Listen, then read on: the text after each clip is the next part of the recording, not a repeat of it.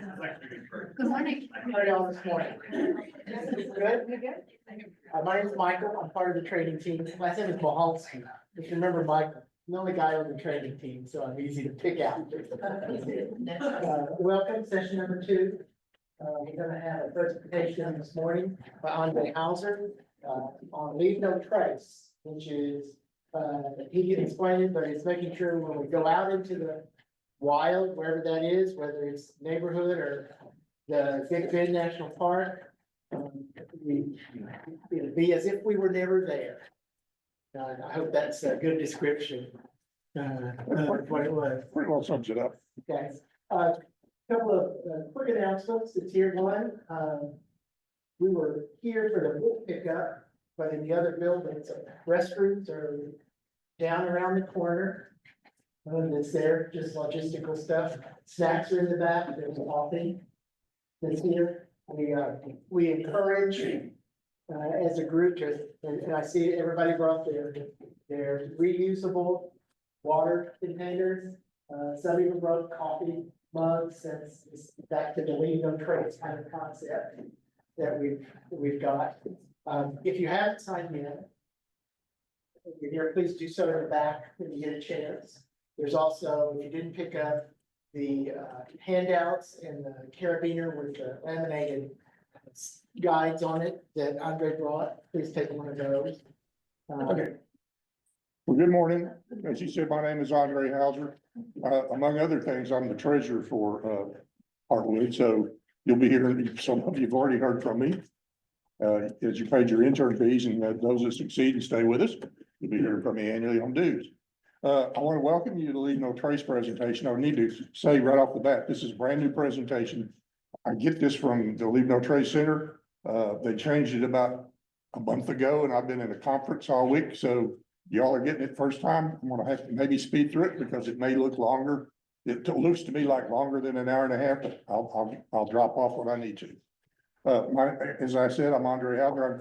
I'm now called an instructor level 2. I used to be called a master educator. Are there any teachers in here? See, I'm glad they don't call me a master educator anymore because I'm not that. I am an instructor. They changed the format of the training and all of that, and I felt a lot more comfortable being called an instructor than an educator. So I also represent, I'm the state advocate for Texas, one of 2. Texas is big enough. We're one of the, I think, 2 or 3 states that have 2 state advocates. They try to have 1 in each state. We're volunteers that represent the Leave No Trace Center to the state of Texas in this case.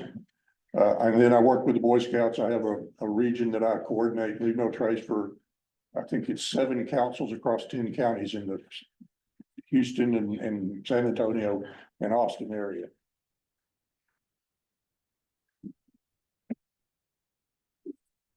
So everybody loves nature. I hope you do, because you probably wouldn't be here if you didn't. But all of us have impacts when we go out. You know, then there's more usage in the outdoors now. There's more trash. Wildlife gets compromised more. You've seen these YouTube videos and pictures of people getting too close to buffalo and elk and things like that. Sometimes that's not a good idea. And then there's wildfire and there's climate change. So everything about nature that we love is sort of at risk. So Leave No Trace is one of the world's leading organizations that tries to address those risks. We teach people how to take action to care for the outdoors.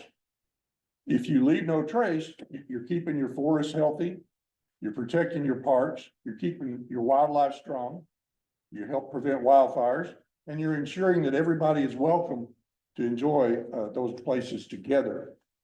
Research tells us that if your people that are trained in Leave No Trace are 5 times more likely to protect nature, the problem is only 9 out of 10 people still don't have that basic knowledge. So our purpose is to try to change that. So we empower people to be the solution to conservation. Among other things, we advance science and research to support the health of the outdoors. We lead the way with education and training for people to make sure that they have the tools they need. We build partnerships and activate communities through education and restoration programs. And because we do that because when you leave no trace, you keep your forests healthy, you protect your parks, you keep your wildlife strong and so forth.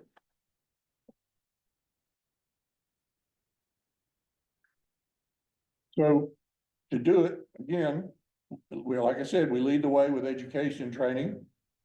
We have training programs and education that are designed to make sure that not just outdoor professionals, not just land managers, not just rangers, know and teach leave no trace, but also that anyone who goes out on the trail or who enjoys their local park or who goes and does master naturalist work, or goes out with their family and friends, they have the knowledge and the skills that they need to protect nature.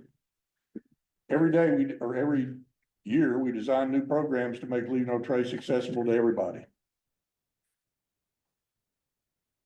So the core of leave no trace is environmental stewardship. Okay. Leave no trace, we build sustaining partnerships. We activate communities through on the ground training and with restoration programs in communities around the US. And we work with the international community to help them do the same thing. Our foundation is our education system. And recommendations are based on the best science we do and the best science we have available to us. We work with the scientific community to do research, and that helps us when we teach what people respond to and what will help out with our land, water, and wildlife and make them thrive. You might think of leave no trace as a spectrum. On one end, you've got lots of impacts to nature. You know, the other end, you have almost none. Everybody's got their own spot on that spectrum. And, you know, it doesn't mean it's right or wrong. It's where you are today. Hopefully what we do is when we teach leave no trace skills and knowledge, you move away from the many impacts towards the very few impacts. I can remember when I first took I had a couple of training courses. The first one, I didn't know anything about this stuff. You know, I thought everything we did was cool. I grew up in the Boy Scout era when we dug trenches around tents and where we burned everything in the campfire, our food cans, and then we just buried them in the ashes. And then we did sort of the same thing when I was in the military. So over the years, I've moved on that spectrum. Well, our goal is to move you all there too.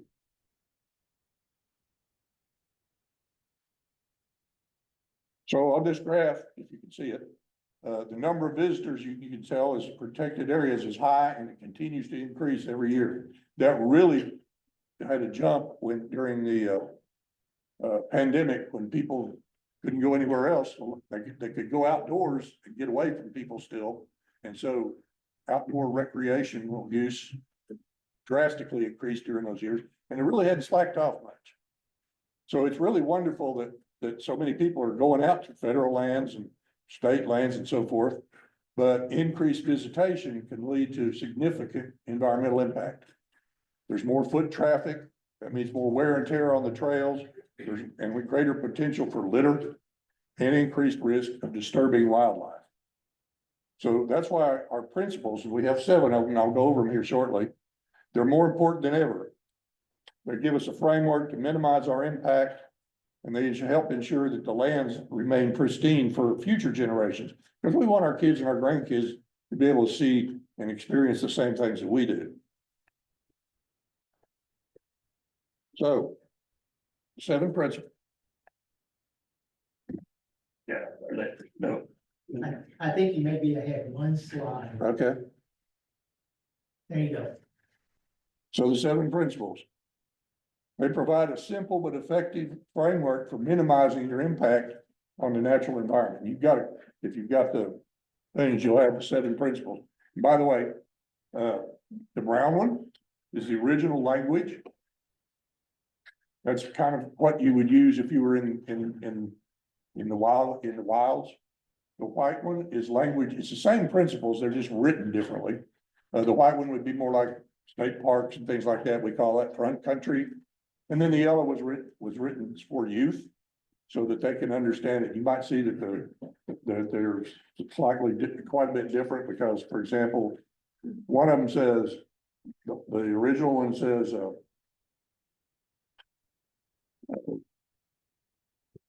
something about, okay, dispose of waste properly, and the yellow one might say trash or something like that. Language that younger kids can understand, and by the way, younger kids get this sometimes a lot sooner than adults do, like many things today. So if you're hiking, if you're camping, or any outdoor activity, the principles help ensure that your natural spaces remain unspoiled for future generations. By following the guidelines, and they are just guidelines, there are no rules, there's no laws, they're principles. By following the guidelines, we can all help to preserve our wild places. So there's 7 of them. The first one, plan ahead and prepare. So effective planning not only ensures your safety, but also minimizes your impact on the environment. So things you do in planning, you might research the area that you're going to visit. Know the terrain. Pick up your phone or turn on your television or something and check the weather. Find out what kind of activities are allowed in the area. Some things you can do in some places and you can't in others. For example, if you're camping, they may not allow fires. So things like that, find out in advance. Check for regulations or guidelines that are provided by the park services or the managing authorities. And so if you go to Huntsville State Park, the park ranger is who you would ask. If you're on somebody's private land, then the landowner is the managing authority. So be aware of that. They may have their own things they want done. That include information about camping zones, fire restrictions, or sensitive habitats. Be ready for the weather. Remember, this is Texas. Weather can change rapidly. Remember last week, I think it was 20 degrees one day and like 60 the next. And this is especially true in mountainous or remote areas. Check the forecast before you go. Be prepared for unexpected changes. Pack your clothing and gear that can handle the worst possible conditions you might encounter. I remember one time I was with a Boy Scout troop camping in Oklahoma. We were on private land. It was like 75 degrees. And we were out there and the guys were all in their t-shirts and athletic shorts, and we were having a good outdoor cookout. We roasted a pig and did all great stuff. And that night a blue norther came in. And the next morning the wind was blowing about 40 miles an hour and it was 30 degrees. And it said, we were trying to tear down our tents so we could go back to the house, and they're hiding in the troop trailer. Yeah, they weren't ready. Unfortunately, I wasn't either that day. But you have to think about that. So pack appropriately. Your gear should be suitable for the environment and how the duration of your trip. Don't forget, you're going to be there perhaps more than one day. Make sure you have navigation tools, whatever that means. If you're using your phone for a GPS, be aware that sometimes there is no service. Make sure you have plenty of food and water for however long you plan to be there. Make sure you have a first aid kit. I have one up here. Make a checklist to ensure that you don't forget any essential items. And remember, it's better to have it and not need it than need it and not have it. Know the regulations. Be familiar with the rules and regulations of the area that you're visiting. You might need a permit. There's fire regulations, perhaps, there's wildlife guidelines, and there's restrictions on where you can camp or hike. If you follow the regulations, that helps protect the environment and ensures that you have a safe and enjoyable trip. If you plan ahead and prepare thoroughly, you reduce the likelihood of emergencies and help protect the environment. You also enhance your overall outdoor experience because you're ready for whatever comes your way. Remember that good planning leads to great adventures, and if you fail to plan, you prepare to fail, right? And what happens if you don't plan right? Things don't always turn out like you think they should.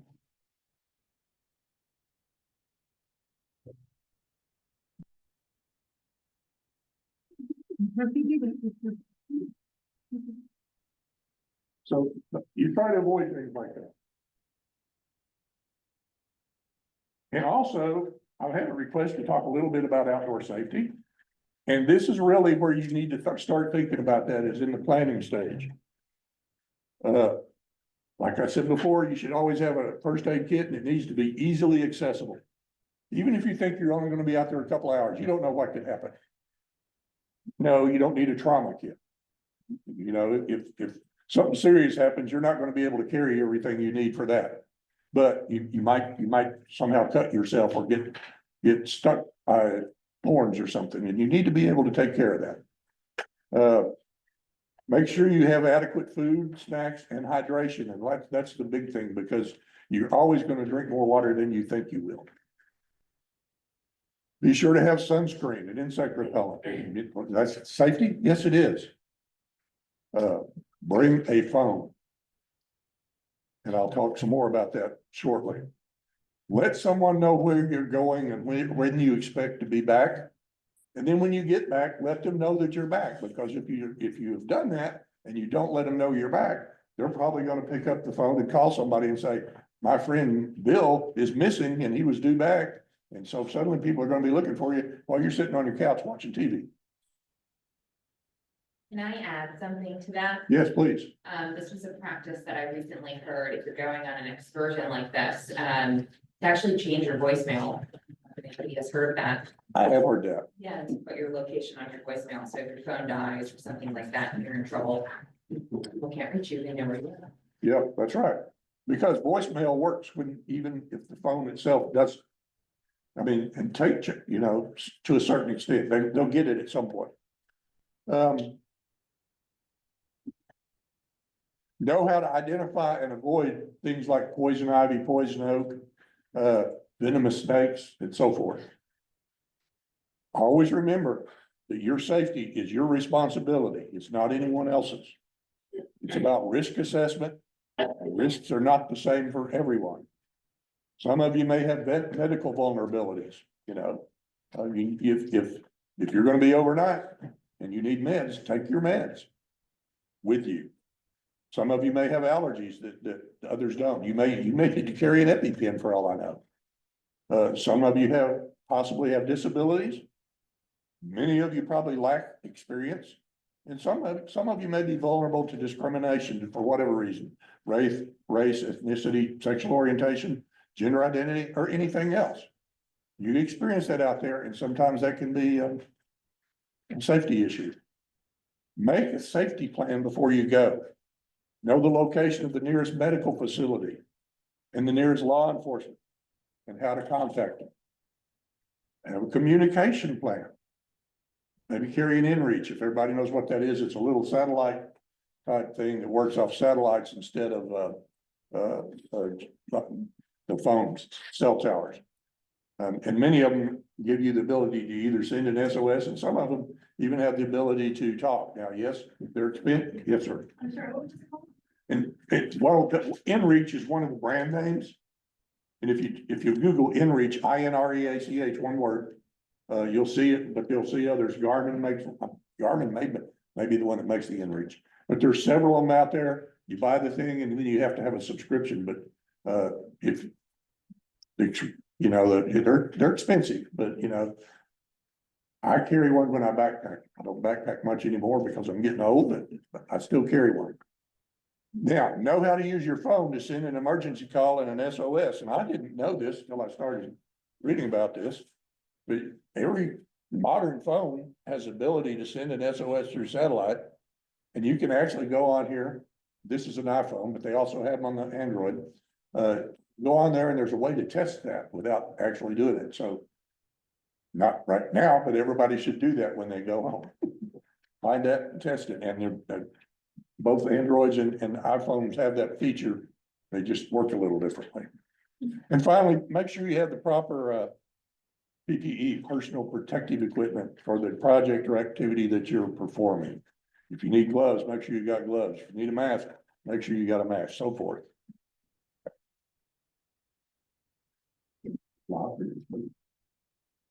I'm still there. Okay. Travel and camp on durable surfaces. The surfaces and organisms that we step on and interact with are susceptible to impact from humans. You can not only directly trample and kill vegetation, like lichens and moss and flowers or other living things, but you can compact the soil and make areas unsightly and harder to grow things in the future. It's always best to stick to designated trails and campsites when they're available. They were put in place to concentrate the damage from a high amount of humans in an area. You know, I don't know if any of you been to any of the, I think Lone Star is this way, but college campuses, they used to build sidewalks and then the students take off across there and not use them. So many of them that are getting really smart, they're waiting and they're seeing where the paths are being made, and then that's where they put their sidewalk. Because, you know, they don't want impacts made either. I was just at a conference at Texas A&M. They tell you when you get there, don't get on the grass. So I guess they got a rule about that. I don't know. I stayed in the hotel the whole time, so. It's always, like I said, it's always best to stick to designated trails. It can take as few as 12 passes or 25 nights of camping to impact the surfaces enough so they won't recover. And here, it takes less to make an impact. Here's what I do with my scouts. When I'm there, I tell them, find you a patch of grass and step on it 8 times. The first 6 or 7 times, you'll watch it spring back up fairly quickly. By the 8th time, it takes a lot longer. And what they're saying is by 12 times, it may not spring back at all. Also, if you have to come across, say, a field and there's no path, and it's a pristine field, and there's 7 or 8 of you, do not walk in single file. Spread out, because that way you're only creating one person's path 12 times instead of one path 12 times. Because if you've done the 12 times, you've started to hurt it. But if you spread out, there's 12 individual paths, and maybe they'll spring back fairly quickly. Does that make sense? Mhm. Okay. Like I said, if you're in an area that with no trails or campsites or doing an activity that doesn't use them, then, like I said, you want to disperse your impact to a wider area and improve the chances that the spot will recover.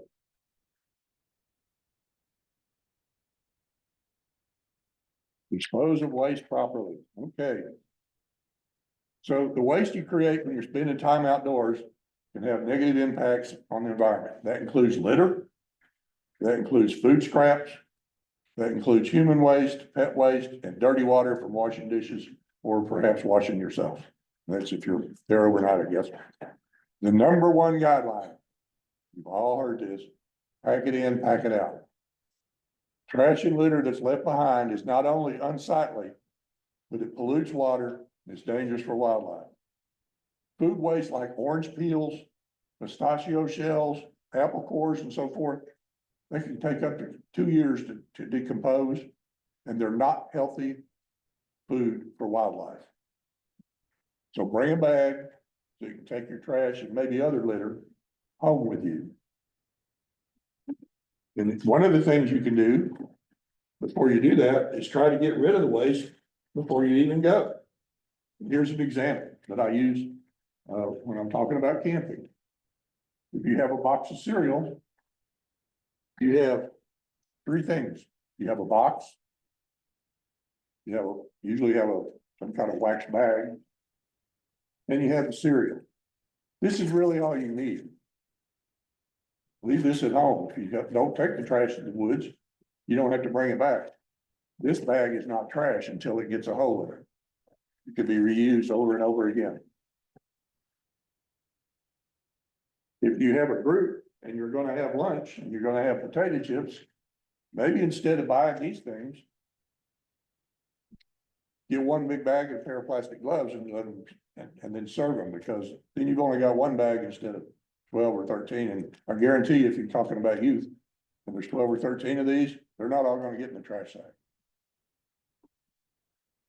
So think ahead as you're planning, and if it's something that you can leave at home, leave it at home. But if you can't, then bring it back out. Now, on human waste disposal, best thing to do is plan ahead and if there's bathrooms available, use those. Be close to where they are. But sometimes they're not available. And then you got an issue. So what do? You walk at least 70 big steps. Why 70? They want you to be 200 feet and most people walk about a 30 to 36 inch step if they're adults. So that's 70 times, that's about 200 feet. Away from trails, away from water, and away from wherever you're camping or where you're working. Dig a hole 6 to 8 inches deep. Do your business. Use a stick to cover the hole, not your shovel. Use a stick. This should only ever touch dirt. And then cover the hole with the dirt that you removed using that stick. If you use toilet paper, it can be buried with your waste if you have to, but it's better to pack it out. And sometimes you're required to pack it out. How do you do that safely? Any of you got pets? You pick up after your dog, you use an inside out bag. That's how you do with toilet paper. So, yes. And then some science now says that if you stir the poop in that hole before you cover it, then it helps to break down. Okay. You're talking about poop soup. A little bit too. There's a guy named Charlie Thorpe. And he's an old guy and he's hiked the Appalachian Trail and a Continental Divide Trail. And he's a big in Scouts and he's the guru of Leave No Trace in the Boy Scouts of America. Whatever they call them, Scouts America now. And that's what he suggests you do. I don't know if there's any scientific research that says that, so I don't mention it. But when you do that, and what it means is throw in a little dirt and start in with your waste, and theoretically it'll help it break down quicker. It will also help to keep animals from trying to dig it up, which is another reason you want to go 6 or 8 inches deep, because you don't want animals digging it up. But when you do that, use the stick, not your shovel.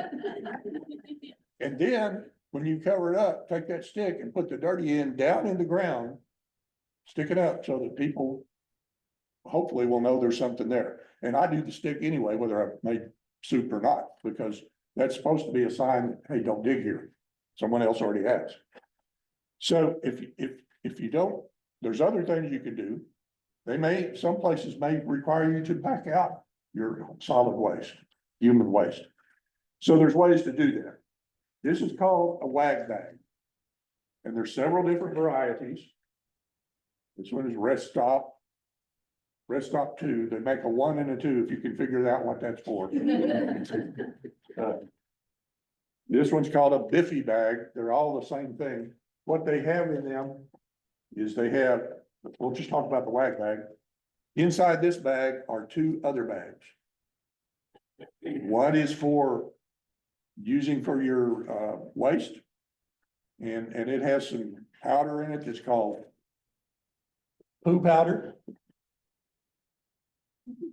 And you can buy this in a jug like that. And it has a little bitty thing of toilet paper. Anybody ever seen what comes in MREs? Just enough to make you wish you had more. But it has that in there.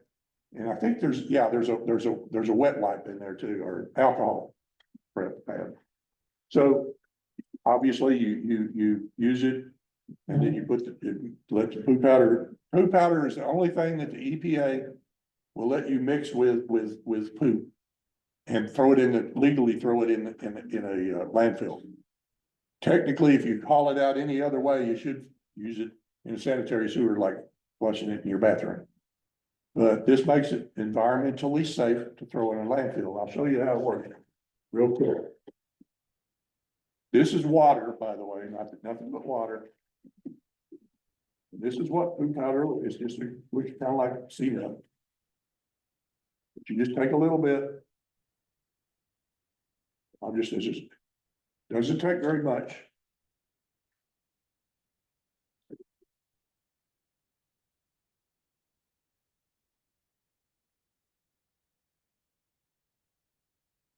That quickly is turned to gel. That's what it does with liquid, and then if you're solid waste in there, it makes it, again, safe to throw in the landfill. So those are called wag bags. There's, like I said, there's several different varieties. The original ones were made by company Pet. I think they've changed their name now. But if you wanted, interested, you could Google those and find them. They're about, I don't know, $3 a piece or something like that. You can do other things. You can, I have a friend in scouting that up in the Dallas area that makes what he calls silver burritos. And what it is, he uses this for his solid waste. And then he rolls it up and then wraps it in aluminum foil and it looks like a burrito. And then he stacks that in another bag and then he carries it out with him. It's fairly safe because it's bagged, it's wrapped in foil, and then it's bagged again. So it probably won't get any of the stuff. But either way, even if it's in a wag bag, I don't recommend putting it down inside your bag somewhere, your backpack or whatever you're carrying. Put it in an outside pocket or something. And then there's all kinds of different things to dig holes with. Some of them might look like a spoon. And when you're with a bunch of boys, if you really want to freak them out, get some chocolate pudding and, yeah. So anyway. For this, I carry what I call my emergency kit. When I'm in the woods, this is what I carry with me everywhere. If you see me go into the woods carrying this, please don't follow me. But inside, I have some of the necessary paper.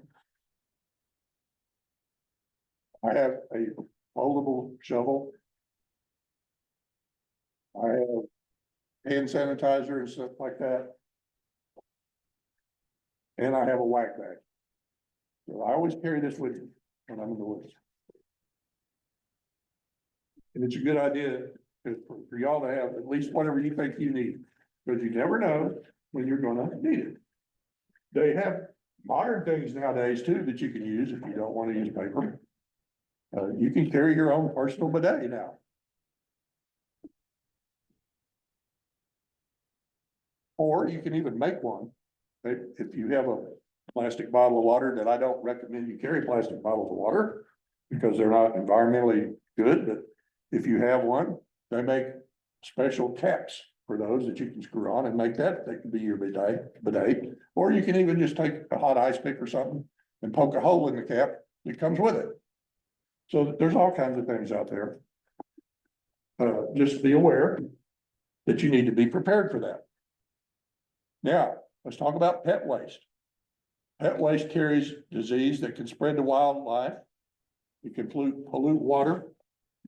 So if you're taking your pet, first of all, try not to take your pet with you. But if you have to, pack a bag to pick it up with and carry it out with you. Don't leave it on the trail to get later. You might forget about it.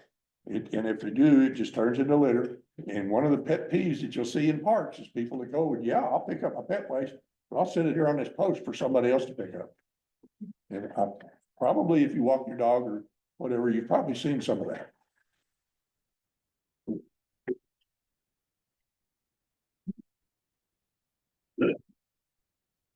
Leave what you find. Everything you find in nature plays a role in the environment and tells a story of past people and current cultures. You want to protect living plants and trees by not carving into them.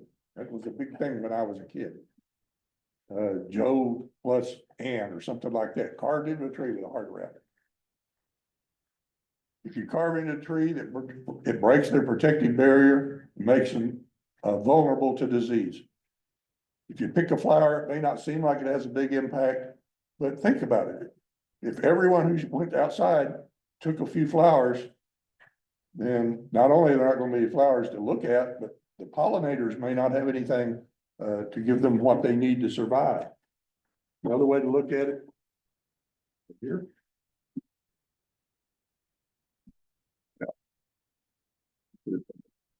Anyway. Let's say let's pretend you have a puzzle. And somebody's taking a piece out of it. There you go.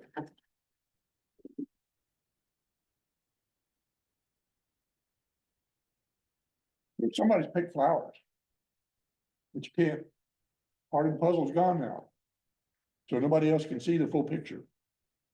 Because it's not there anymore.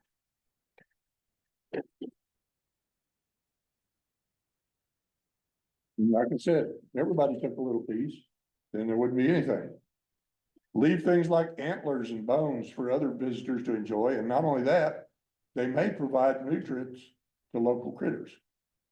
Don't stack rocks. You've seen probably videos and stuff of the cairns that people have made. Don't do that. And if they're there already, leave them alone. Some of them are there for a reason. And because they use them for directions and things like that. So it could cause somebody to get lost. And if you do them or move them, you're disturbing the ecosystem. So if you're out in the outdoors, you may come across objects like structures, arrowheads, clay pots, old tin cans, other evidence of past peoples. Leave them as you found them for future visitors to enjoy and protect the culture or spiritual connection that's tied to them. Don't pick up petrified wood out in California. First of all, they'll stop you at the gate and search your car. And they're really good at, they'll ask you, you pick up anything? And everybody says no, but they're really good at figuring out who's telling the truth and who's not, because you'll see them pull people over and make them pull everything out of their car. If you want to get it, just go down to their shop and they'll sell it to you. Which I don't understand, but what? Do not touch any structures, any rock imagery or historic inscriptions that you might find. And remember, invasive species can have damaging, and you'll probably hear about that over the year course of this training that you're going through, can have damaging impacts on ecosystems. You can help minimize the spread of the species by brushing off your boots, your bike tires, by cleaning and draining and drying watercrafts if you've used them before and after every outing.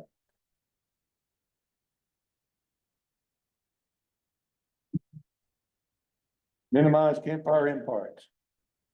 If you're camping, important part of many people's experience is to have a campfire. And leave no trace is not anti-campfire. We're pro-campfire when it's allowed. However, it is right and critical that you do everything you can to have a safe and responsible fire. If you're cooking, use a camp stove. Don't try to cook in a fire unless you're on a survival thing or something. Camp stoves are much more efficient. They come in all shapes and sizes.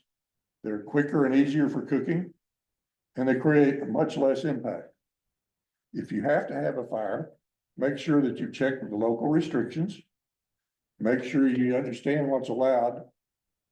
And keep in mind that in dry and windy conditions, it may not be safe to have a fire, even if there are no restrictions. If they're allowed, always use a designated or existing fire ring. That reduces the footprint of the damage that the heat of the fire has on soils and vegetation. Because if you build a fire in the ground now, you're killing the soil probably several inches down into the ground. You're making it sterile. Nothing will grow there for years to come. So if you have a fire here and a fire here and a fire here, then you're doing much more damage than if all of them in one spot. If you're using firewood, buy it locally. Because you don't want to bring in wood from one area to another, because you probably have a good chance of bringing in invasive and perhaps tree killing species to that area. If they allow you to gather firewood instead of buying it, gather only wood that's dead, it's down, it's far away from your campsite, and it's smaller than your wrist. You don't need anything any bigger than that. Dead and down wood burns quickly, it's easy to collect, and it does not disturb the ecosystem. Never, never, never leave your fire unattended. That's how a lot of wildfires are started, when they're not arson. When you're done with your fire, burn all the wood to ash, and I mean gray ash, and drown your fire with water. Stir it up, pour more water in it. until you can actually touch it and it's cool. Because fires that are not put out completely can reignite very easily with wind and can start a wildfire.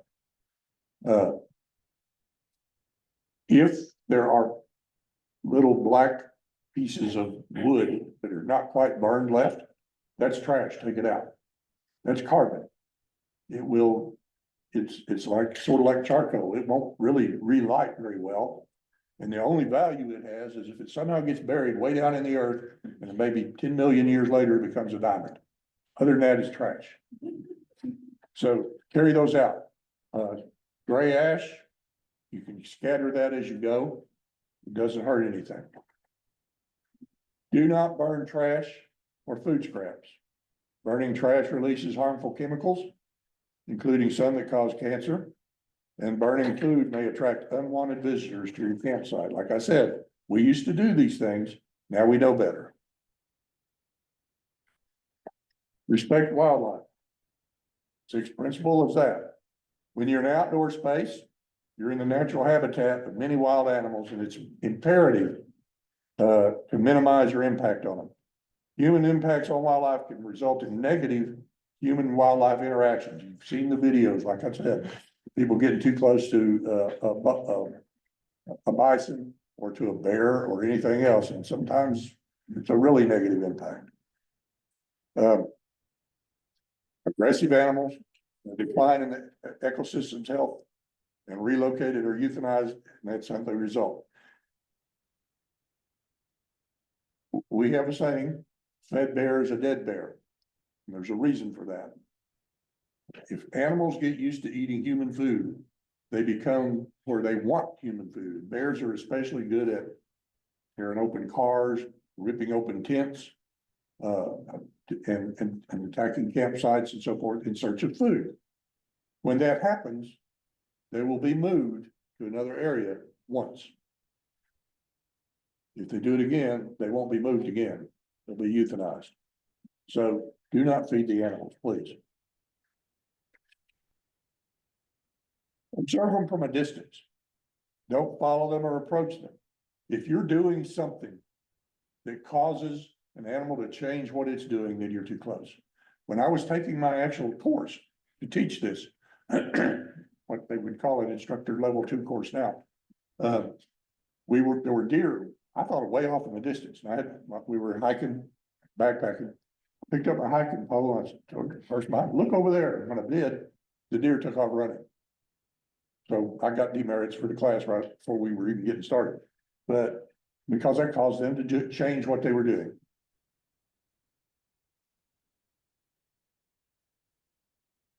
As I said before, keep your pets under control and try to leave them at home if you can.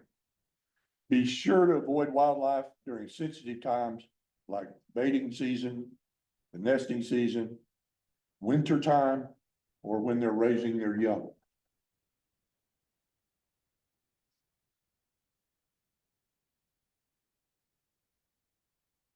And you need to be considerate of others.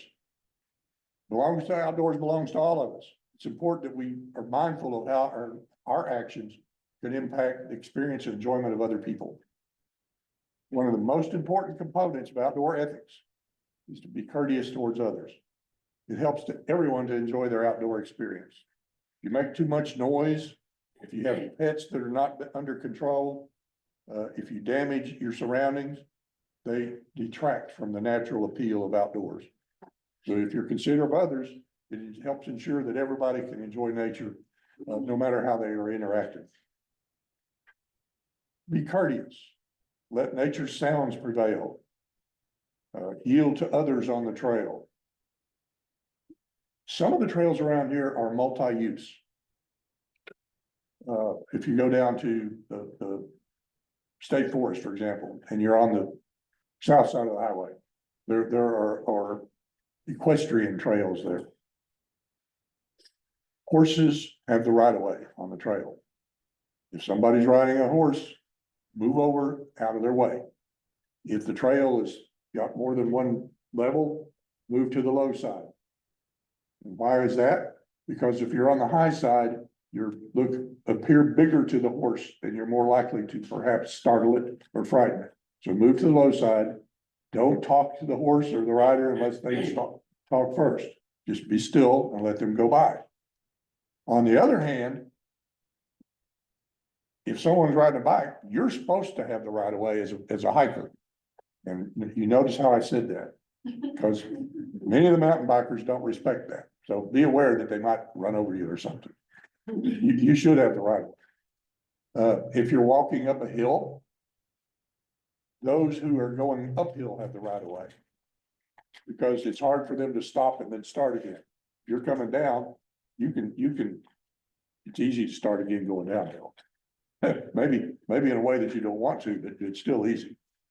So anyway, be respectful of other people.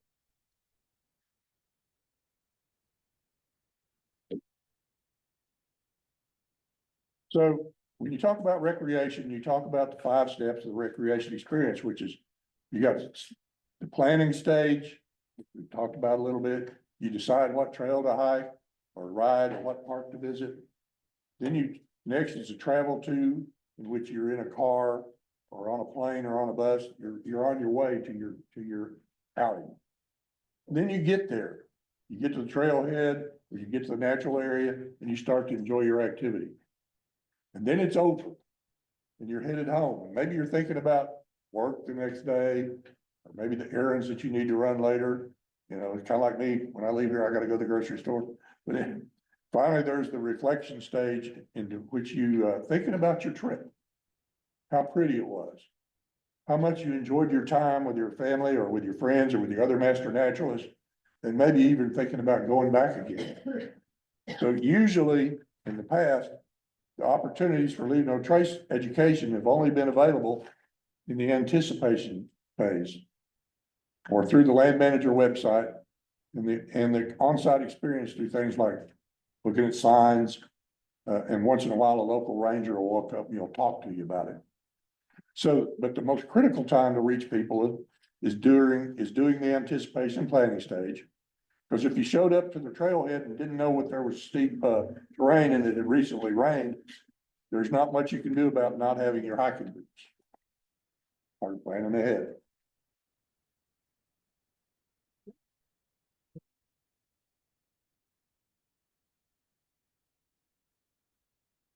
So the trace goes beyond just practicing and incorporating the 7 principles into your outdoor adventures.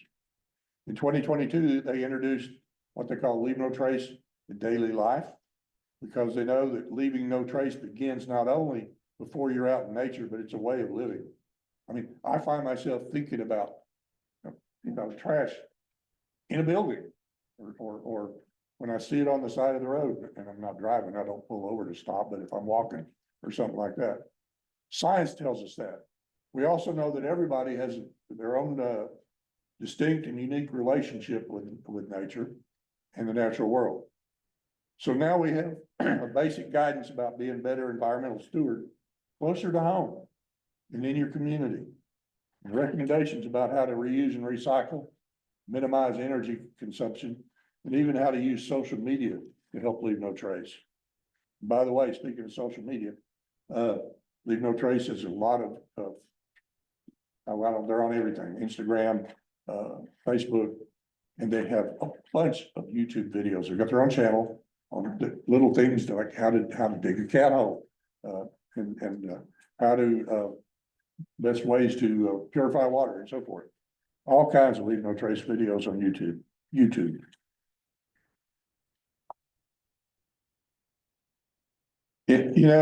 Indigenous people have been incorporating land stewardship concepts for years. Leave no trace as a framework for education only been around since about 1960s.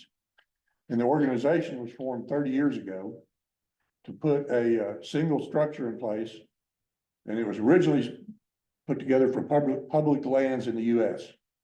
And from there, the science and training programs have been developed, and they help everyone who loves nature to access consistent, informed messages in education. So where is it today? Organizations made up of a network of advocates and volunteers from all walks of life. They have their scientists, they have partner organizations, they have companies that partner with them. There's groups from around the world and agencies that manage lands that all come together with a shared belief that empowering people is the best way to protect nature.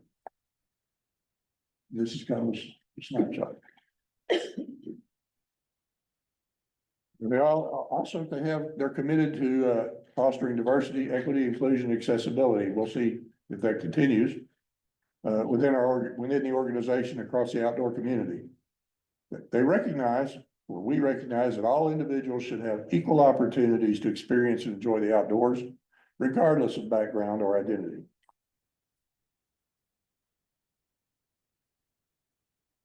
Some of the examples they do is they offer their website in multiple languages. They work to provide more and more materials in Spanish because that's our second largest group.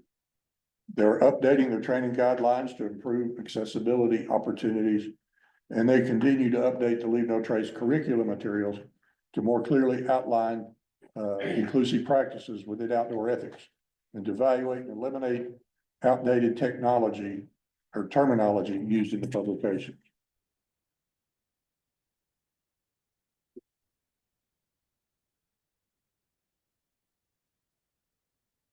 The people that make up Leave No Trace make a tremendous impact. Their members who have joined the movement provide support and resources to ensure the program is getting into the hands of those who need it most. State by state advocates and other key volunteers are on the ground to organize workshops and education events. And there's almost 75,000 instructors that have been trained to bring Leave No Trace to life in their community.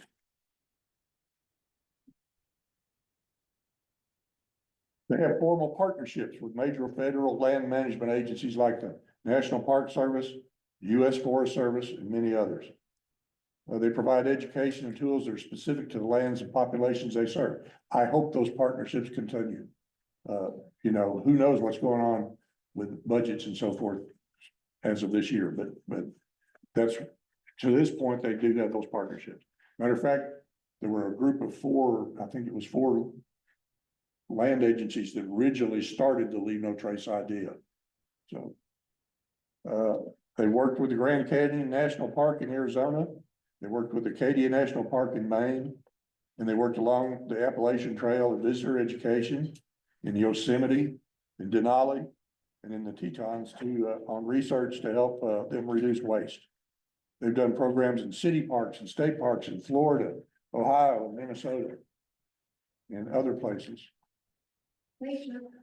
I know for sure they had it in Glacier. Yep.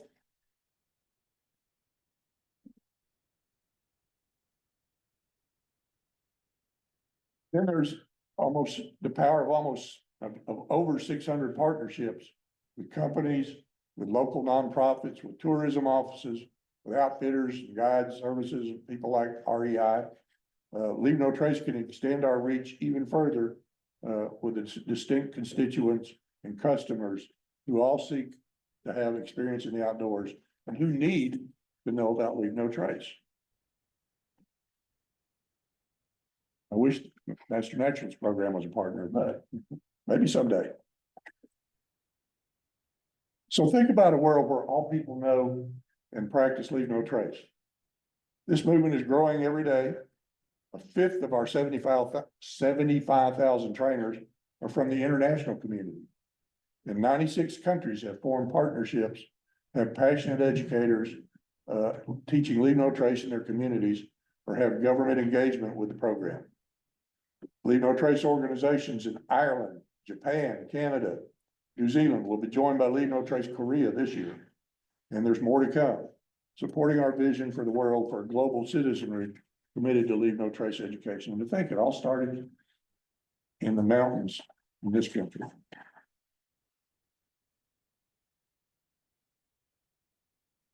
Leave No Trace programs are focused around two major initiatives.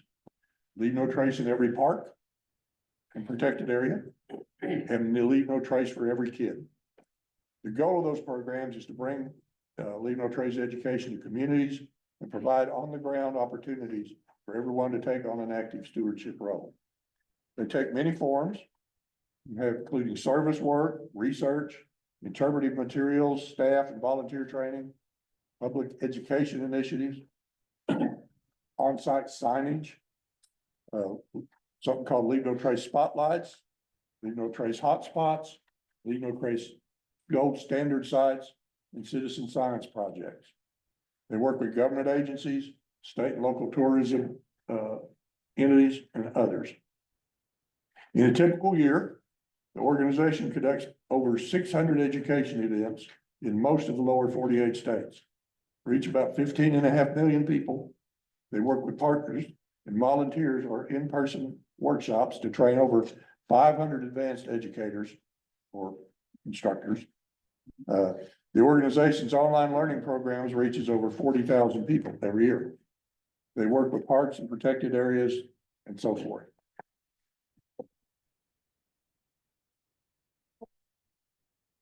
The Spotlight program brings together those with love for the outdoors with a dedication to preserving its well-being and beauty. They hand select nominated outdoor spaces that need collective care and attention. By designating them as spotlights, they rally the local community to step up, join forces with Leave No Trace, and make a meaningful impact that can revitalize and protect the special places where we recreate, enjoy one another's company, and elevate our physical health, our mental and emotional health as well. They receive, those sites that are picked as spotlights, receive 3 days of active activation put on by the Subaru Leave No Trace traveling teams. They can include service projects, staff and community training, community outreach and youth programs. They have several teams called the Leave No Trace Subaru Leave No traveling teams. And these are a couple, could be 2 guys, 2 girls, usually a couple though that live together, husband and wife or something like that. They travel around the country. They camp at minimum of 270 days a year in a Subaru Crosstrek, and they live out of that with tents and so forth. And there's usually one of those tall things on the, maybe 2 on the top that carry the rest of their gear. And they're sponsored by Subaru. They've had as many as 4 traveling teams at one time. This year, there's only 1. We're going through some budget issues right now, and well, some of our funds come from the federal government. That may not happen this year, so we're being proactive instead of reactive. And so they give all of the state advocates typically a budget to buy things with for free. We don't get our budget this year. I still get a big discount when I buy stuff, but I don't get the free stuff this year unless it's for education. So we got these for free. But so yeah, there's issues. Are you in any of these pictures? I'm what? Oh, this PowerPoint slide was made by Leave No Trace. You didn't make this big. I did not. Oh, okay. Yeah, I have to use their slide because I'm a state advocate. I have to go through this presentation when I make a presentation. It's more fun when there's pictures of the presenter and the deck. You have to Photoshop yourself into, Yeah, just like that. okay. Photoshop, like right there in that open space in the front. You can be there dealing that. Okay, I'll probably try to do that, but the one I had last year is not this one. And I went about a week ago and discovered they had this brand new program, brand new presentation. So I had to change it real fast. Haven't had time to do that. We also have hotspots. Those are around the country and they're facing the threat of perhaps irreversible impact and sometimes possible closure. And what we hope to do is fix them so they can perhaps recover and return to healthy states. When an area is selected for the hotspot program, there's 5 days of in-person education programming that aim to guide land managers through education and messaging audit. The programs are successful because Leave No Trace involves stakeholder and partner organizations from the beginning and encourages a community-wide approach to sport.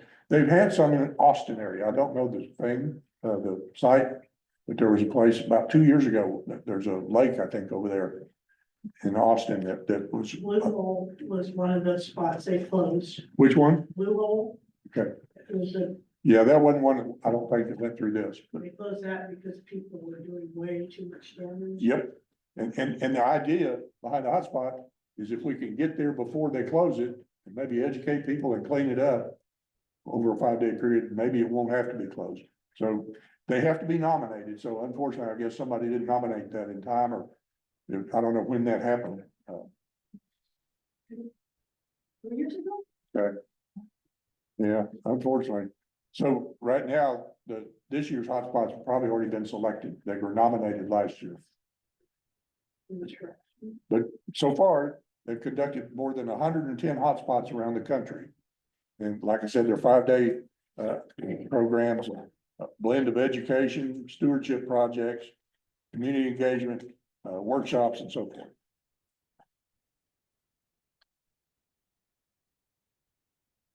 Then they have what they call a gold standard, and that's the highest form of recognition.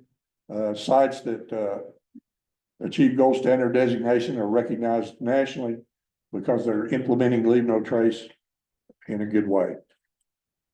Gives a framework for building a well-developed Leave No Trace program, and can result in more informed visitors and less recreation-related impacts.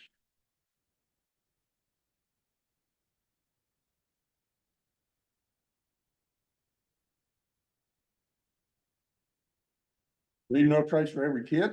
It's a program that helps young people learn how responsible actions can help protect the outdoors. It's shaped and inspired by the rich diversity of young people and their communities that have found joy, discovery, and learning through the outdoors. And I don't know if you all know this, we have a junior master naturalist program that we sponsor every year.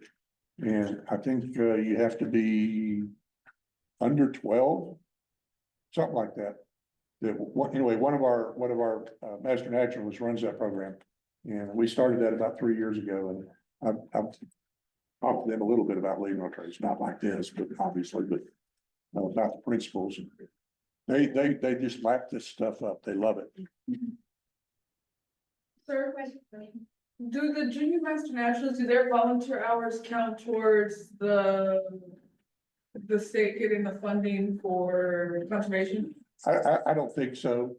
This is a program that they can't be certified like y'all are. Because it's more of just an educational thing. If you know, the chapter in the area that has a junior. Yeah, we actually started the idea. I think there's a couple of them that are looking at doing it, but right now, we're kind of it.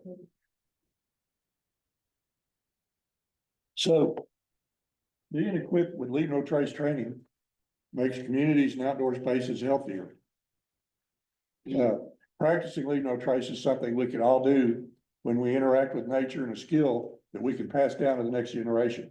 85% of people believe that Leave No Trace effectively protects the environment for future generations, and maybe it does. Well, I hope is that it does.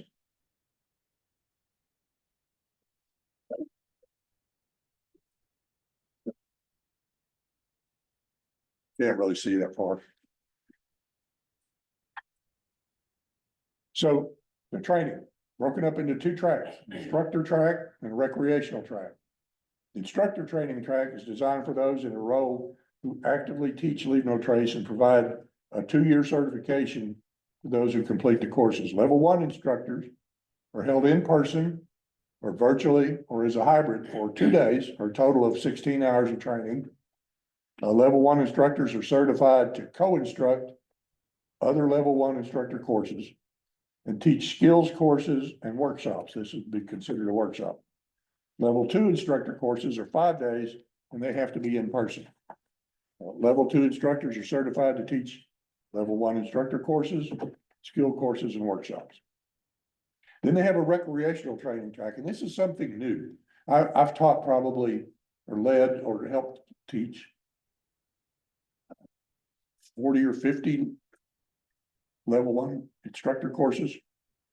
Back then we called them trainer courses.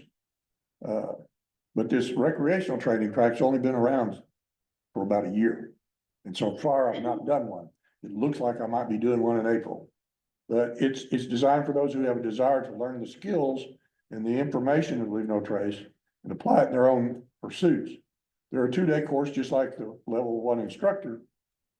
But they focus on more on the skills. The level 1 instructor, we make them do presentations because we're assessing their instructor skills. There is no presentation for the students in the skill course because and so they get to spend a little more time practicing digging a cat hole or things like that. And then the workshops can be anywhere from 30 minutes to a full day. And they're part of the recreational thing or the other. And if you go through the recreational training courses, you can receive a certificate of completion. And there are several providers that do the level 2 instructor courses. I got mine through the Boy Scouts of America. At the time, it was called that. Now I think it's called Scouting of America. And it's kind of weird because the charter is still Boy Scouts of America.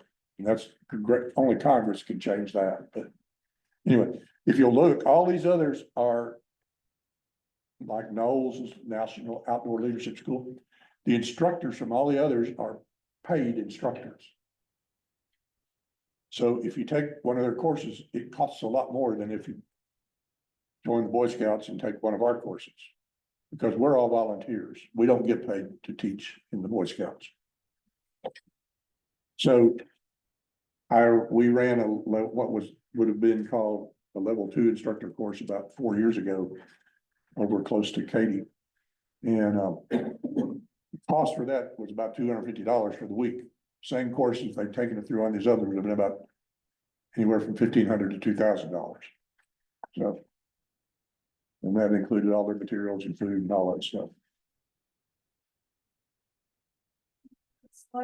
We're Boy Scouts or Scouts in America. So now I was at Home Depot or Lowe's and there was a little girl on the front of the Lowe's selling the popcorn things, which is the Boy Scouts snacks. And she says that she was signed up for Boy Scouts. Yes. So now Scouts of America is open to anybody. It isn't a boy or a girl thing. Correct. Well, technically, even prior to that, girls could be in scouts. I was in the venture crew. Yes. Yeah. Through Boy Scouts. Yeah. So Okay, we sold popcorn, we did all the boy stuff. yeah. I never took a sewing thing except had a darn sock. Yes. But So the Scout, now I'm calling it Scouts of America, is to just make it a little more clear that it's open to everybody. Yes. Yes.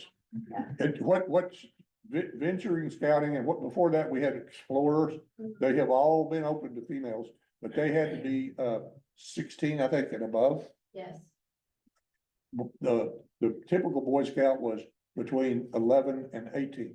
yeah. And Now that age group and even the younger, the Cub Scouts, which is younger, are all available for females. That's been about 3-4 years now. And that's when they changed it to Scouting America, I think is what they're called. Okay. Um, Thank you for clearing that up. And there was some demand for that. There was a fight between the Girl Scouts a little bit and the Boy Scout. The reason there was a demand for that, a lot of Girl Scout troops don't camp. Yeah, My daughter, they camp once a year, and that by doing that, what they call camping, they went to Mahia and stayed in the lodge. they glam. Yes. So her camping was, we family camped a lot. So that was her camping. She wasn't eligible. I mean, she's too old now to be scout. So she didn't get that opportunity, but that gave the opportunity to the females, should they want, to do the same things the boys. Quite frankly, 70% of them or more do a lot better job than the boys do.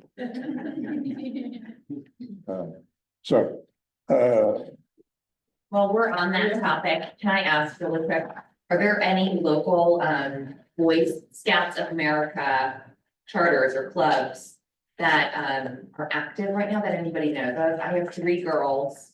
Absolutely, there are, They are wild, and I'm not- there are a lot of them. You live in Montgomery? So we're in Magnolia, Magnolia? yeah, I'm willing to travel. We have 3 in that though, 3 different. If you go to, Google Sam Houston Area Council. Okay, That's the council for this whole area. And they should have a link somewhere on there. I don't know exactly what it's called. That'll help you find a troop. And you go and they'll help you decide. Some of them, you will find troops that are all girls. You will find troops that are all boys. You can find troops that co-ed, but they can't do certain activities together. Yeah, and they have to have, there's certain requirements for like, if Leadership, there's girls and boys together, there's an additional amount of adult supervision that Right. has to be included. So But- some groups might not support that at this time because they don't have enough adults involved. correct. interesting, Yeah. okay. Because that's also volunteer with But- parents and instructors. But, Yeah. but there's plenty out there, places for you to find, yes. So.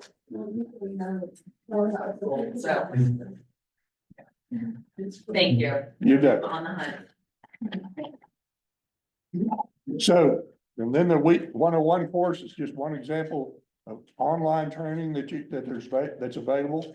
It's a great introduction to Leave No Trace. I recommend that everybody go to the Leave No Trace website at some point, lnt.org.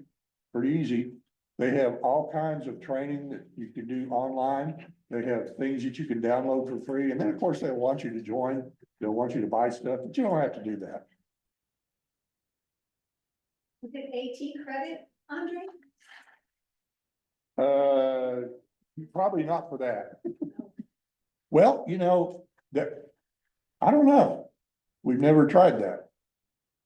That would be a question for the AT person. Always put it through and. Are Um, there any in-person trainings for that you have scheduled or? all of my training, you have to be through the Boy Scouts. And Okay. the reason I do that is as a trainer, I'm required to carry so much liability insurance that I can't afford it. So by going through the Boy Scouts, I use their liability Gotcha. insurance. Okay. The Leave No Trace organization used to offer it for us, and all we had to do was pay like $50 a year to join up with theirs, but then their insurer said they can't do that anymore. Cause they're worried that they don't have control of us, you know how these insurance companies are. We, You know how these instructors are. yes, that's right. We go out and kill people all the time.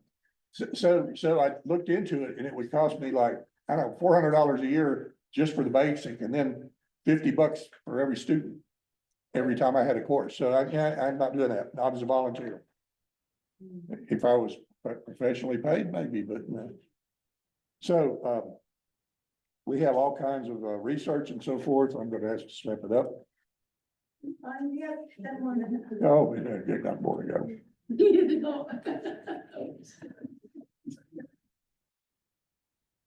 There's an agenda for the research.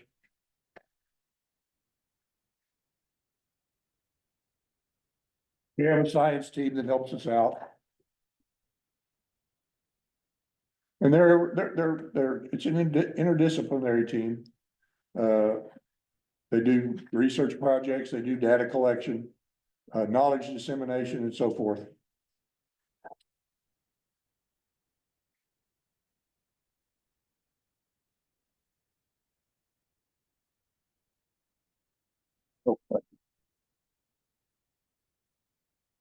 So they want you to join, like I said. You don't have to. I don't know what it costs. It used to be $30, it might be 50 now, I pay 50. There's a lot of benefits. If you want to look into it, you can. So I'm not pushing it at all. Because you can do a lot of things on their website for free. And again, like I said, there's all kinds of YouTube videos. Now, if you want to try to get some training, there are places that offer it. They do have training offered through REI from time to time. And I've not looked into that to see whether REI's insurance would cover me or not. I can do workshops. I can't do courses without having insurance. If I take you outside into the woods, I've got to have insurance. I checked into doing online trainer course, if they need insurance for that or not. I wouldn't think so. The idea is one person trained and leave no trace goes on to educate at least another 256 people.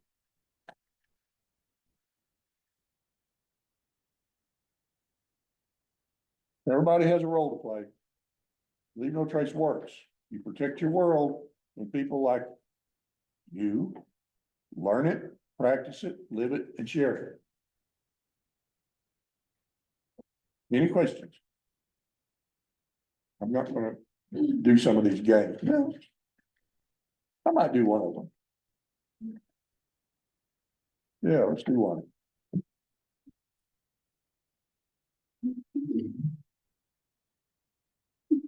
So what we're gonna do. We're gonna look at what trips your trigger.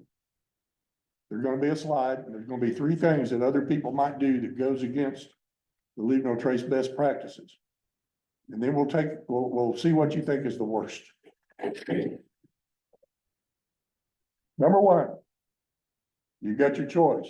You see names carved in trees. You see a hiker passing you while talking loudly on his cell phone. Or you find cigarettes discarded on the trail. Cigarettes. How many think it's cigarettes? Okay. Hiker on the cell phone. Names and trees.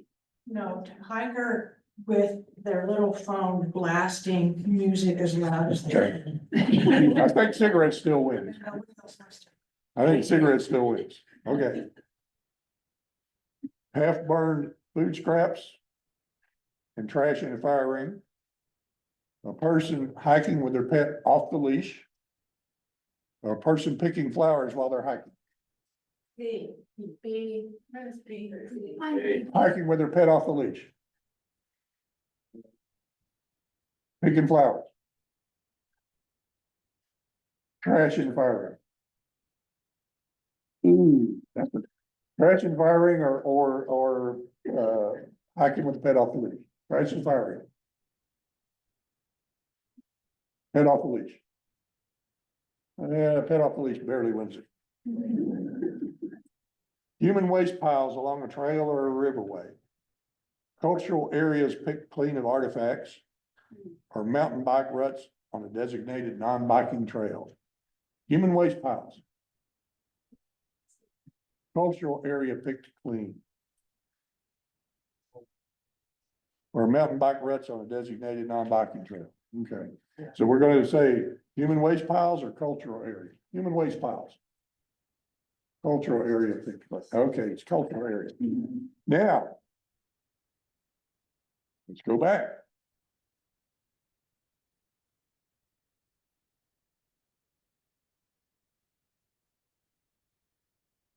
Cigarette butts on the trail. Person walking with their pet off the leash. Or cultural area picked clean of artifacts. Cigarette butts. Pet off the leash. Cultural area. Every time. So. None of these things are good. None of the answers are wrong. It's just what is more important to you out of those choices. Remember that and leave no trace. It's about ethics. And ethics is not a law. It's what drives you to do what you think is right. And probably I should tell you, always try to remember to say this. The two most important words to remember with leave no trace, and you won't find this in any of their curriculum, are it depends. Because it depends on the situation as to how you think about the principle that's involved. Okay. And this kind of tries to exemplify that. None of those things are good, but when you compare them to other things, it just depends on which one is tripping your trigger. Any questions about stuff I've covered today? Yes. Not necessarily a question, But I do want to know if you're familiar with some of the like hand signs for leave no trace and how to teach those. Okay, good question. Plan ahead and prepare. Remember there's 7. Number 1, plan ahead and prepare. Think. Okay. Travel and camp on durable surfaces. So you're walking along. Dispose of waste properly. You either throw it in the trash can or you dig your cat hole. Leave what you find. Take only pictures, leave only footprints. So this is a camera. What's the next one? Fire. Be careful with fire. Here's the flames. Animals. Wildlife, if they're wildlife. And then you consider of other visitors. Hi. So, does that answer your question? I meant to do that and I forgot, so thank you for reminding me. You're very welcome. That works really well with young people. And you can actually, if you don't remember those, you can Google those. And there's a couple of slight variations, but those are the ones I remember. Any other questions? You said something about a funnel. Did I miss the part where you explained the funnel? Funnel. Yeah, in the very beginning, you said, Take one. You you said. said take a funnel and that'll be important later. What do we need a funnel? talking about human excrement. I was. I thought I heard phone. I don't remember that. Okay. I thought we were on- I'm sure I said something. I don't remember. I will say this. For the ladies in here. You know, we guys have always had an advantage. We don't have to, we can stand up to Pete. They make a lot of things now that will allow you to do that as well. It's called a sheenie if you want to do it. Or a freshette. There's a lot of different, I have examples, but I didn't bring them. Because once in a while I have to teach an all female class and I do bring them to that. But yeah, just, they're great. I had a person that was in a scout leadership course with me that I helped in Dallas. And she had just discovered it and she said, damn, these are the greatest things since sliced bread. Cause you know, when you're backpacking, you have a disadvantage. Cause you gotta take all the stuff off and now you don't. So. That's about it. I found that there, not to say on this topic, but there are women's hiking pants now that are made with a zipper that goes all the way up around to the back and it's very discreet. You don't notice it, but. I did not know that. I did not know that. Good topic. It's important. And also, as a side note, if you're feminine hygiene products have to be brought out of the woods. They need to be packed out. Okay. Any other questions? Thank you so much.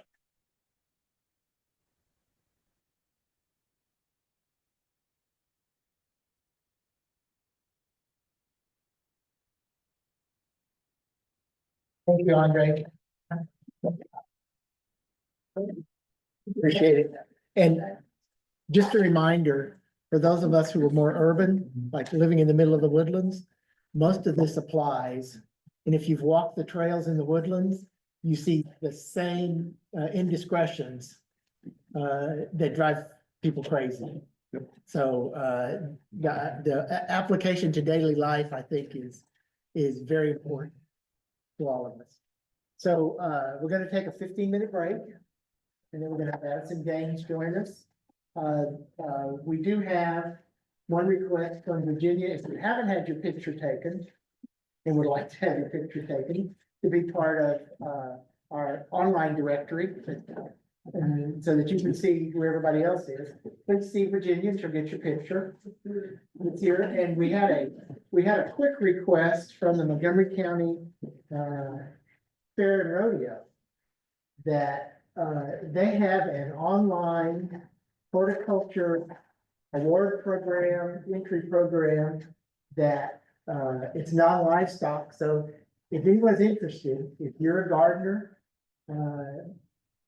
you should go to the Montgomery County Fair and Rodeo website and look at what you can do to enter, plants, flowers, gardens that, you can compete for, and it can be all done online.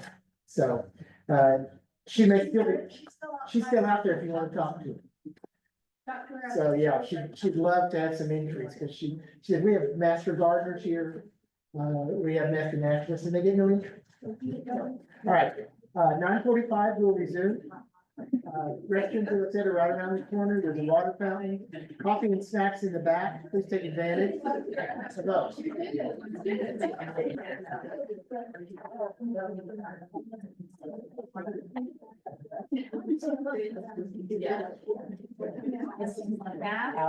Our second presenter this morning is Addison Jane. She is an urban wildlife biologist and was primarily down in the Houston area. So we brought her up here to this part of the world. We were talking and she was concerned that, wondering, does this presentation apply? Are we really in an urban area? And I said, just go look at South County and Montgomery, all the way to Magnolia, to New Caney, what the development that's happening in Conroe. And yes, there is a lot of urban area that has occurred here in the last, I've been here 35 years and have seen an unbelievable growth in what would be considered urban landscape. And there's still a lot of wildlife running in the middle of the woodlands. You can still see coyotes, deer, foxes, Bald eagles. yes, bald eagles right by the Woodlands Methodist Church. There's a bald eagle nest. So Addison's she's got two presentations. The first is on urban systems. The second is on an ethics. Yep, lots of ethics. Presentation, which I think is particularly important for this group as we are advocates for and the nature that's around it. So Addison, it's all yours. Yeah, so hi, everyone. Thank you for having me. I am one of the 2 urban wildlife biologists in the greater Houston area with Texas Parks and Wildlife. Oh, is there a microphone? I don't know. Well, I'll speak up. So I'm one of the 2 urban wildlife biologists in the greater Houston area. So a little bit about what we do, in our role is we provide guidance to various people. So, private landowners, businesses, nonprofits, government entities on how to make urban spaces more suitable for wildlife. And we also work to help mitigate human wildlife conflict and promote, coexistence in cities as well. Perfect. Okay, can you hear me better now? Okay, great. So I think this urban systems is a really important topic to discuss. As we were just saying, we're seeing a rapid growth of urbanization, not just in the Houston area, but as we're going farther out as well. So as you probably noticed with the reading that you did, there's a lot of topics within this unit. And so the goal of my presentation is to kind of touch the surface of some of those topics and then bring on some new topics as well that correlate more to my role as an urban wildlife biologist.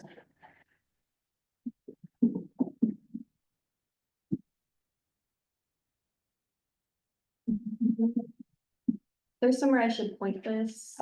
It's a computer, but we might have to click and make sure that the clicker, the mouse is in the screen first.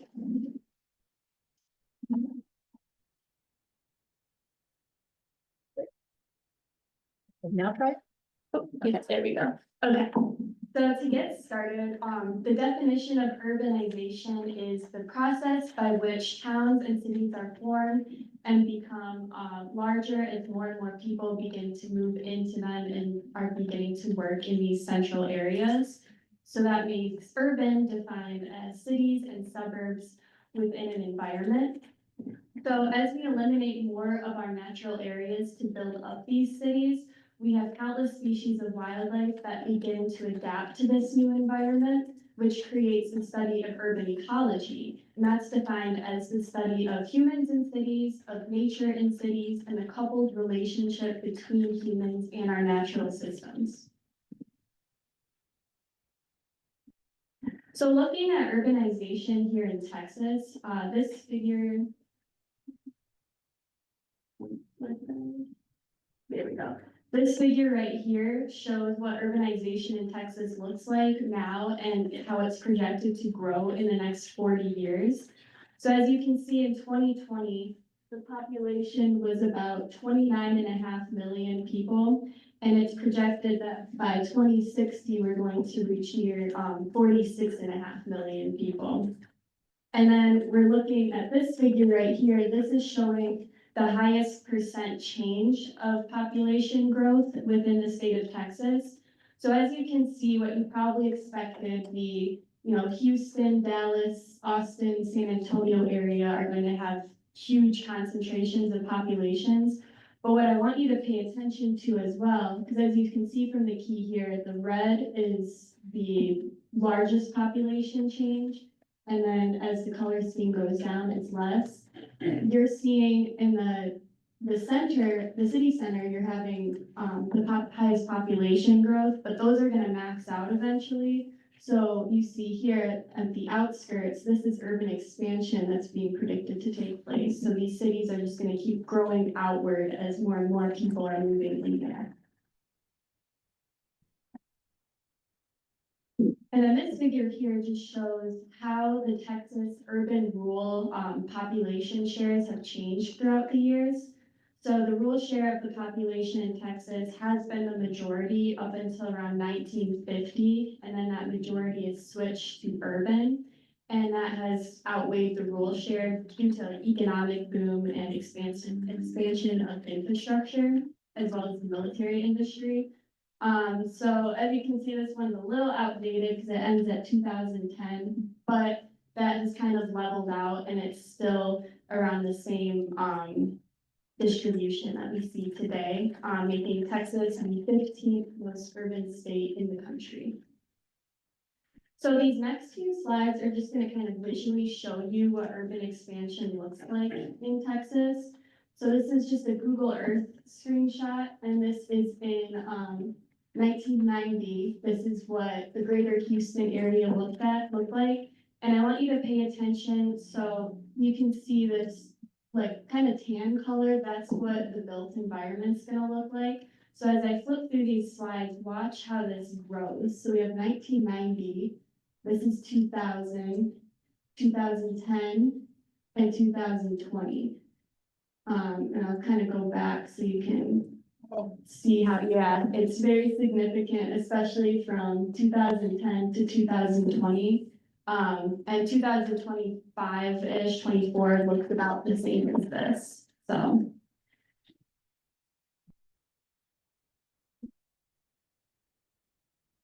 So with this huge boost in urbanization, it's really important to understand its impacts on the environment.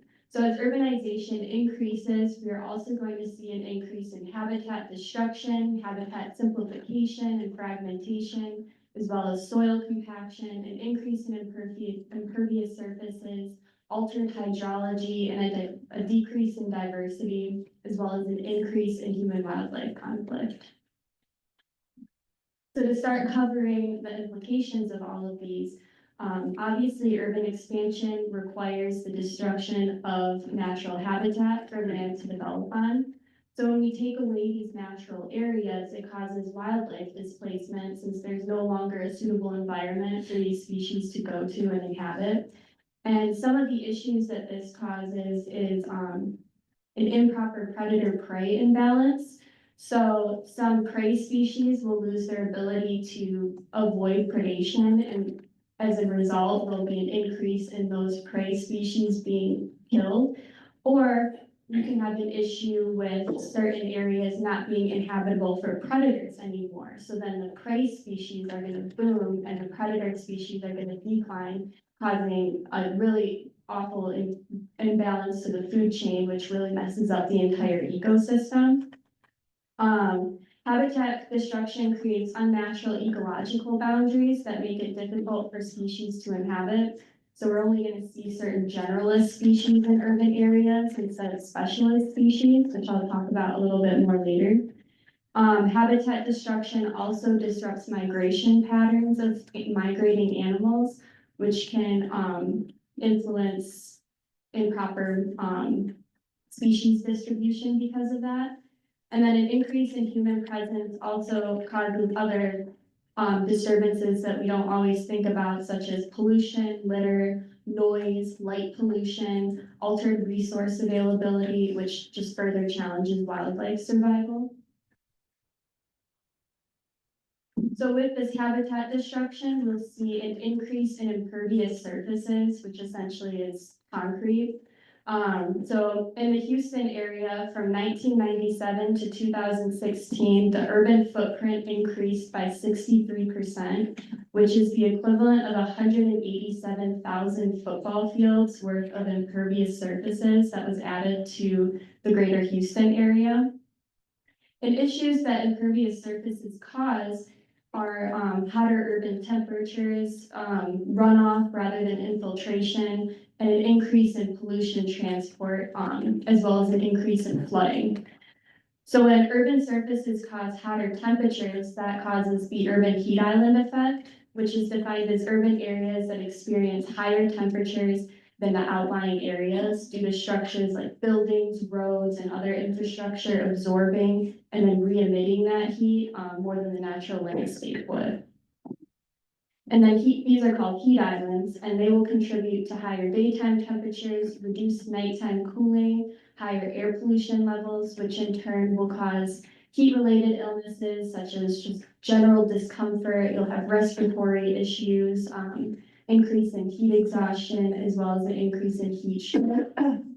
The heat island effect also negatively impacts wildlife a lot, making it difficult for plant and wildlife animals to adapt to such drastic temperature changes, which will alter their behavior, distribution, and survival. So one example of this is research has found heat island effects have been found to shift the egg laying and nesting times of urban birds. So if that timing is thrown off, then when their migration is thrown off, they may experience higher die-offs and disease spread because their natural timeline is messed up because of that.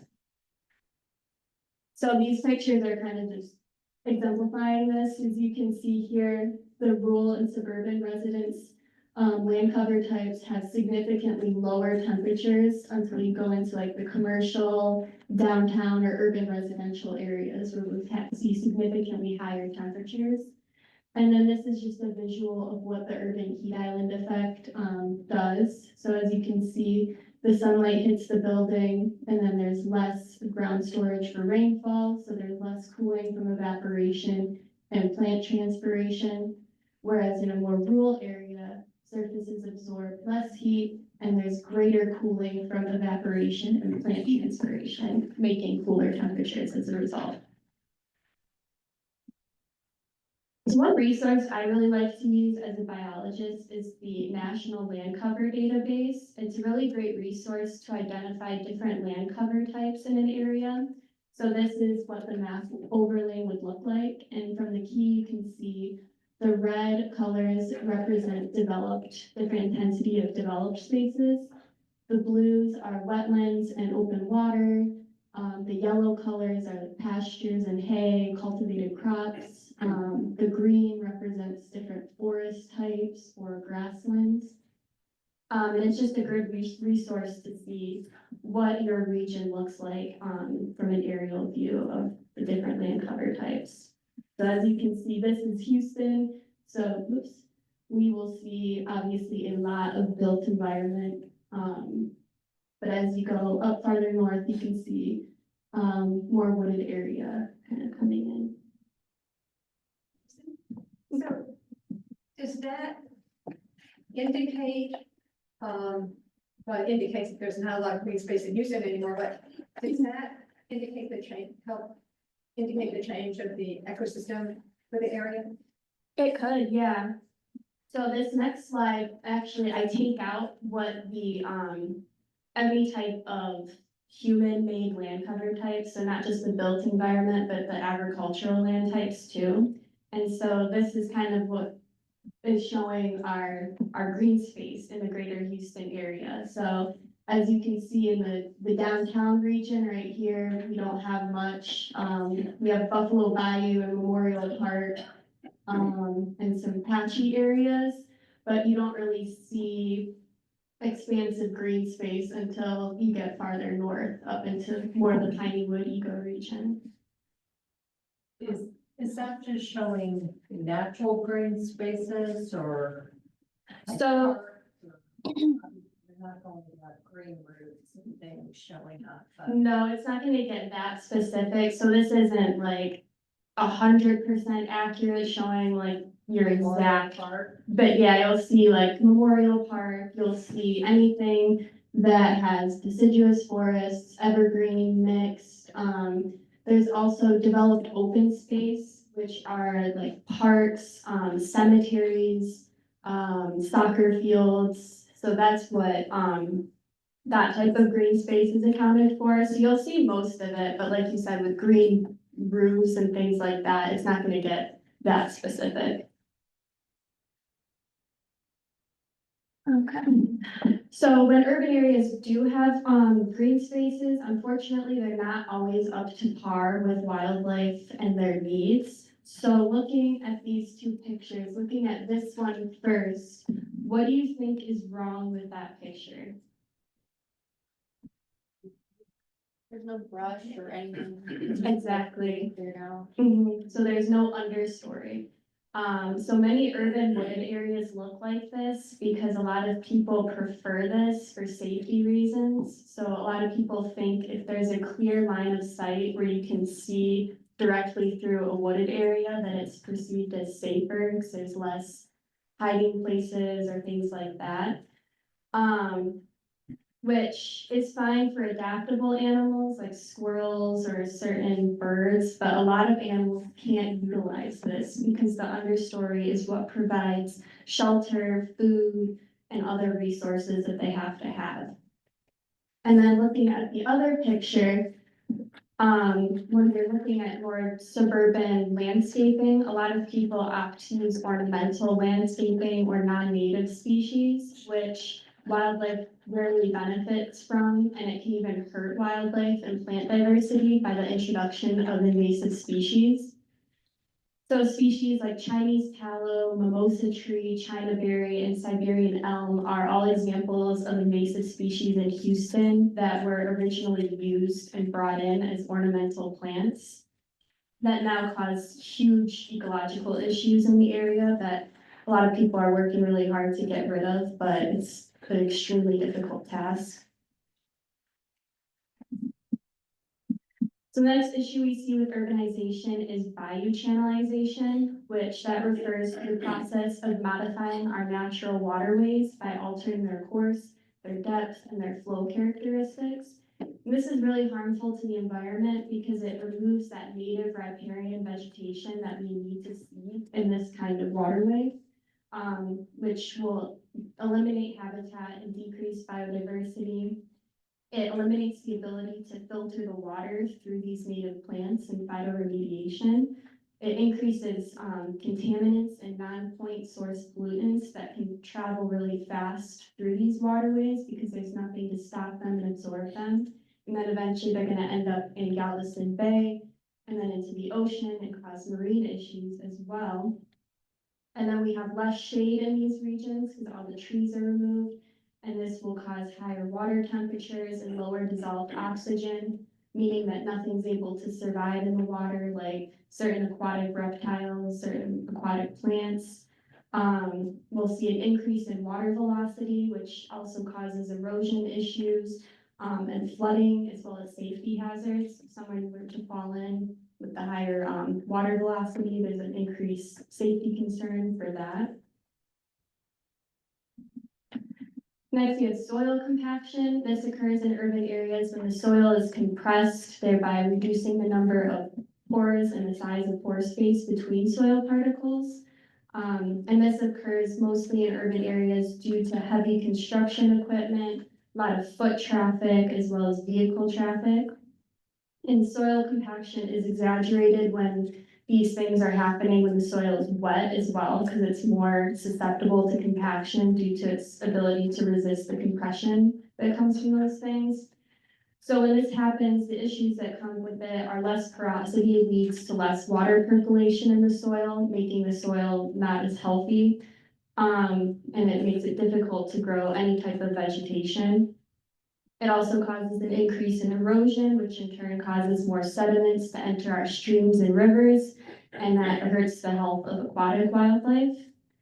And then it causes soil temperature to increase, which makes it less likely for beneficial fungi to grow in our soils or exist in our soils. And we need those to have that healthy, productive soil to grow plants and support wildlife.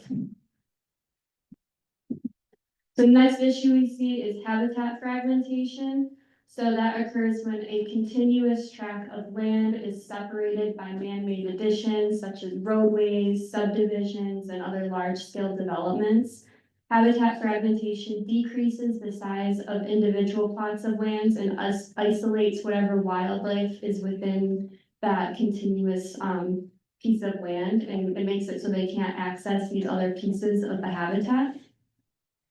So the implications of that are the decrease in biodiversity and then really big genetic risks to wildlife as well, because we reduce gene flow, which occurs when wildlife is able to travel more and, pass their genes in a wider and larger population. So when you condense them to say they have this piece of land and now they're stuck to this tiny piece of land, they're only breeding with whatever's in that smaller piece at that point. So then we have poor genetics, inbreeding, and ultimately hurting the overall fitness of that population of wildlife.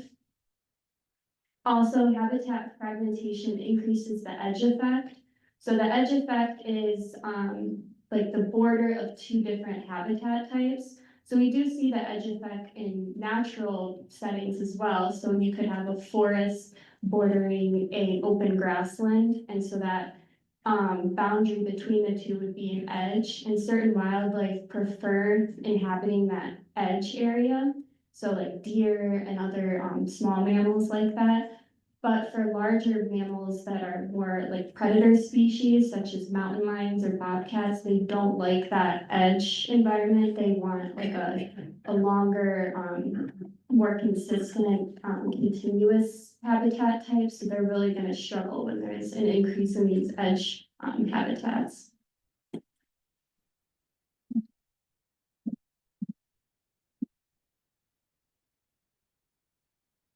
So back to this picture again, this is showing kind of what habitat fragmentation looks like. So as you can see, again, in downtown Houston, we actually do have some pretty decent habitat connectivity, thanks to the Buffalo Bayou and Memorial Park. So we have, a pretty continuous tract of green space for wildlife to use, which is pretty good for such an urban area. But as you can see outside of that, we have a lot of patchy green space, making it pretty difficult for wildlife to inhabit anywhere else besides this area.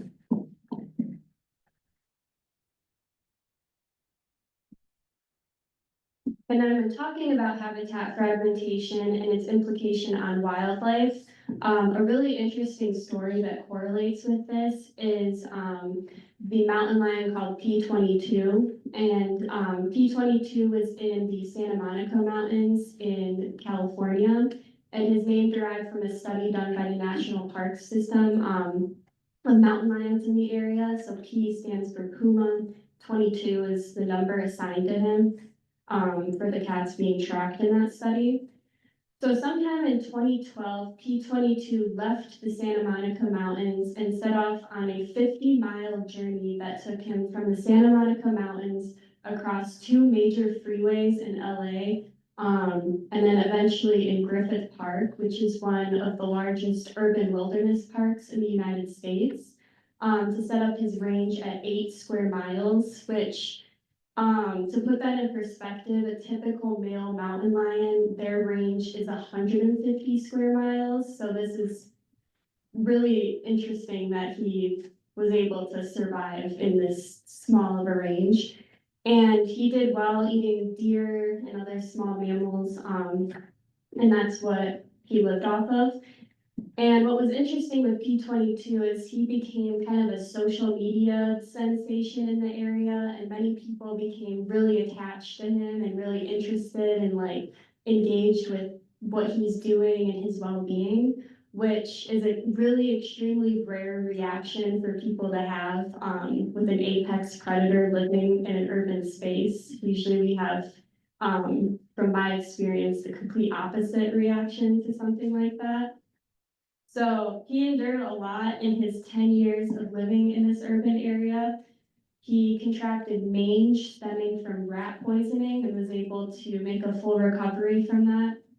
And he also got himself into some trouble because he broke into the LA Zoo and hunted and killed a koala, which is sad, but fortunately, again, with that perspective, the LA Zoo would have been way within their rights to have a depredation permit put on P22 and have him euthanized. But instead, they opted to make improvements to their zoo enclosures instead, which is also a pretty rare response. Unfortunately, though, P22 was acting strangely towards the end of his life. He was found sleeping in people's backyards, and he was preying on like much smaller mammals like raccoons, and then unfortunately people's dogs as well. So he was captured and evaluated by a vet, and they found that he was suffering injuries from getting hit by a car, as well as a skin parasite that was picked up from outdoor cats. So it was planned for him to go to a sanctuary, but veterinarians decided that his he was in too much unfixable pain, so he was euthanized. But he was euthanized at 12 years old, which is considered really old for a mountain lion, especially in the context that he was living in. So that was pretty amazing. So the silver lining to this story, I think, is that the popularity he gained led people to raise $77 million in government funds as well as private donations to build the Wallace-Annenberg Wildlife Bridge, which covers that 10-lane portion of those freeways that he was found to have crossed multiple times. And I believe it will be finished in 2026, so that'll be something interesting to follow up on next year. And I think too, he just changed the way that people view urban wildlife and kind of shined a light on the struggles that they face and what we need to do to make cities better for these species. What methods were used to track and monitor it? The radio collars, so you can see that right there. It's a GPS collar, so it will connect. I think they use like cellular data, and it will kind of map out where he's at. So that's how they were able to see where he was going and the strange places he chose to live. Mel, could I just say that about 10 years ago, my husband and I saw a mountain lion on Cherry Hershey Park, just east of the George Bush. And apparently he had come out of that reserve and he went all the way down the bayou and he was eventually darted in a parking garage. Oh, wow. That I heard downtown, I don't know where, but when I reported it to the police, because I don't know if you're familiar with that park, it's houses that back up to it, and it's a walking path, and you know. But anyway, there were, as of 10 years ago, mountain lions, near Houston. Yeah, well, they just recently had a mountain lion sighting in the Dallas area, so I don't know what percent we have in this area, but they have been here at one point and probably could still be here. Oops. So there are many other species that share the same challenges as P22. So wildlife that are considered generalist species, like I mentioned earlier, tend to do much better in urban environments than specialist species. So that makes them able to thrive in a lot of different environmental conditions and be able to utilize a lot of different types of resources. Meaning, so habitat type, they're not picky with where they can live. They're not picky with the temperatures and climates that they can survive in.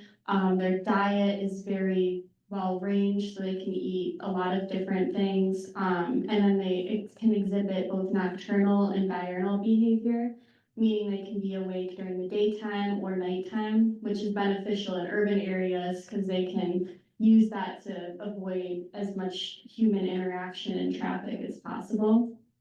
So examples of these species could be coyotes, foxes, raccoons, squirrels, possum, white-tailed deer, grackles, the list goes on. So the last implication I'm going to be discussing is human-wildlife conflict. So as urbanization continues to expand, this decrease in habitat causes them to be forced to share the land with us as humans. And because they've run out of undeveloped space to call their own. And with some wildlife that's enjoyed or preferred, such as birds, people appreciate an increase in their presence. But there's a lot of species where their presence is considered a nuisance, causes conflict, and people fear it as like a safety concern. So one of the major species that we have issues like this with are coyotes.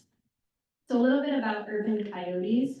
Coyotes that inhabit urban spaces create territories out of a patchwork of parks and green spaces. And then they're able to create dens that are surprisingly hard to find. So one example of this is in downtown Chicago, there's a huge coyote population there. And there was a den in in urban streets where they have trees, they have sometimes grates that go over the trees.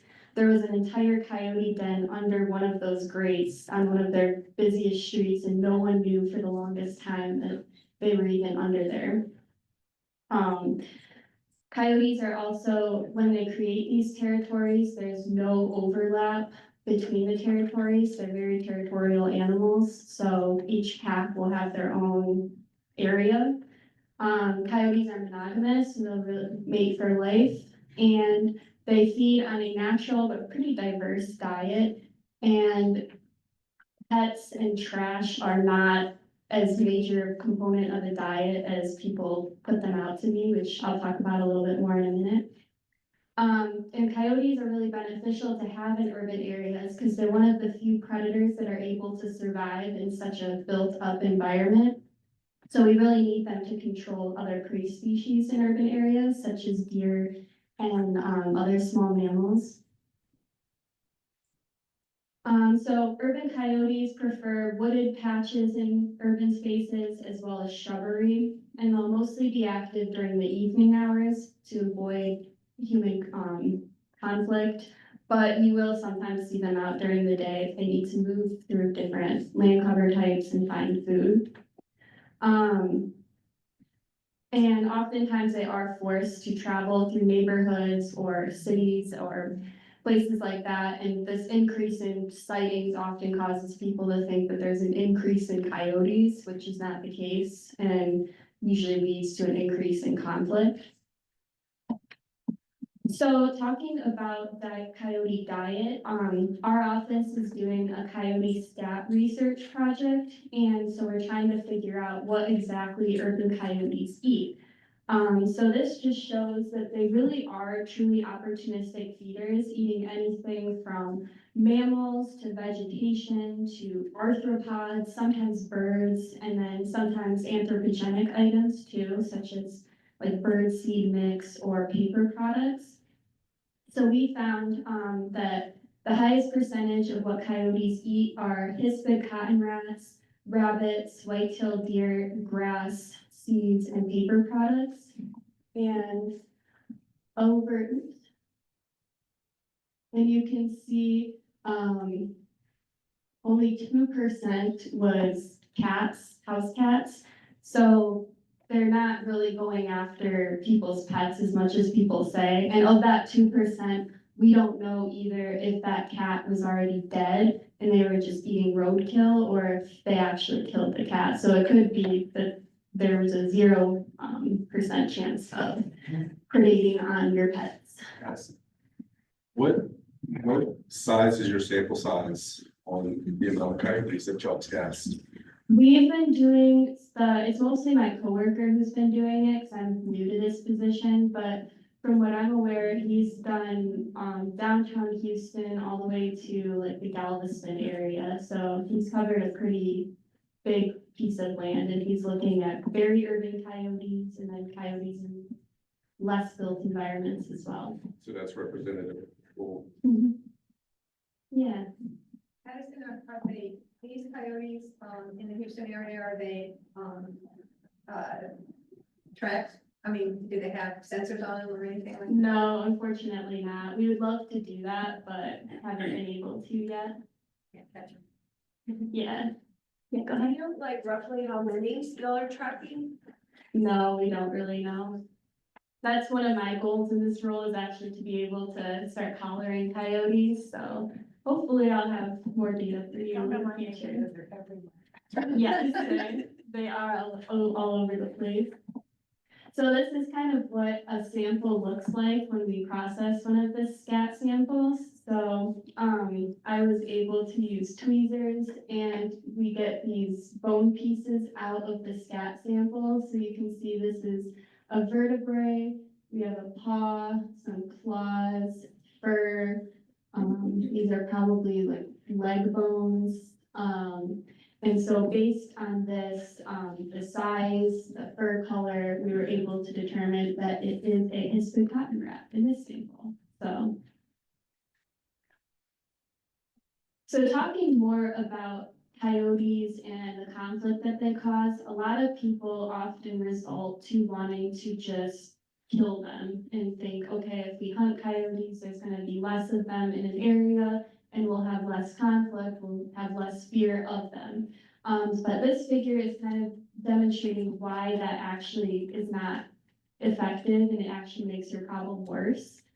So coyotes, like I was saying, have a very highly organized social system, even in urban areas. So they have their packs and their territories that they defend. And coyotes are going to have an alpha male and an alpha female pair, and then closely related relatives. So this is kind of what your stable pack is going to look like. And when you're looking at the territories that they defend, it can be anywhere between 4 to 15 square miles, depending on the resource availability and the land cover type. So in urban areas, you're probably going to see it closer to the 4 square miles just because of the resources that they have. And coyotes will usually travel alone or in pairs when they're hunting, so that's why they're often conceived as solitary animals, even though they really are pack animals. And so when we talk about killing coyotes, and why that doesn't work, in a stable pack, from what this figure shows, only the alpha pair is the one that's going to reproduce and have offspring. And when they're in a stable pack, they're only going to have maybe 1 litter a year, and it's going to be a smaller litter size. But say somebody has a piece of property and they start shooting coyotes and they kill one of the alpha pairs and some other members of the pack, that's going to disrupt the pack and they're going to feel, because of this disturbance, that they have to make up for it as soon as possible because they have this territory that they want to defend. So now, with this disruption, you're going to have a new alpha pair come in and they're going to mate, and then the rest of the pack is also going to start mating as well. So with the stable pack, you only have this small litter being produced, but with the disrupted pack, you're gonna have up to quadruple the amount of coyotes that are actually going to come in. So the solution isn't killing coyotes, it's actually public awareness and education of this, because a lot of people don't realize that. And as well as deterrent methods. So coyotes are really excellent communicators with each other in the pack. So if one coyote is out and say it goes into someone's property where they're not welcome, that person does deterrent methods such as hazing the coyote. So that could be, making loud noises, spraying them with a hose, throwing small, like not lethal objects at them. That coyote will actually go back to the pack and somehow communicate to the rest of the coyotes, this is an unsafe area, we need to move other places. So that's what we always recommend as biologists, is that you use those as instead of killing, because that's way more effective in deterring coyotes and getting them to move elsewhere where they're not as threatening to people. Other things you can do as well, if you have coyotes in a place that they're unwelcome, is to make sure you're not attracting them through your trash directly with food or indirectly. So say you leave your dog food out at night and raccoons come and eat it. Well, bringing in raccoons are going to bring in the coyotes as a result of that. So paying attention to things as that as well will also help prevent coyotes from coming.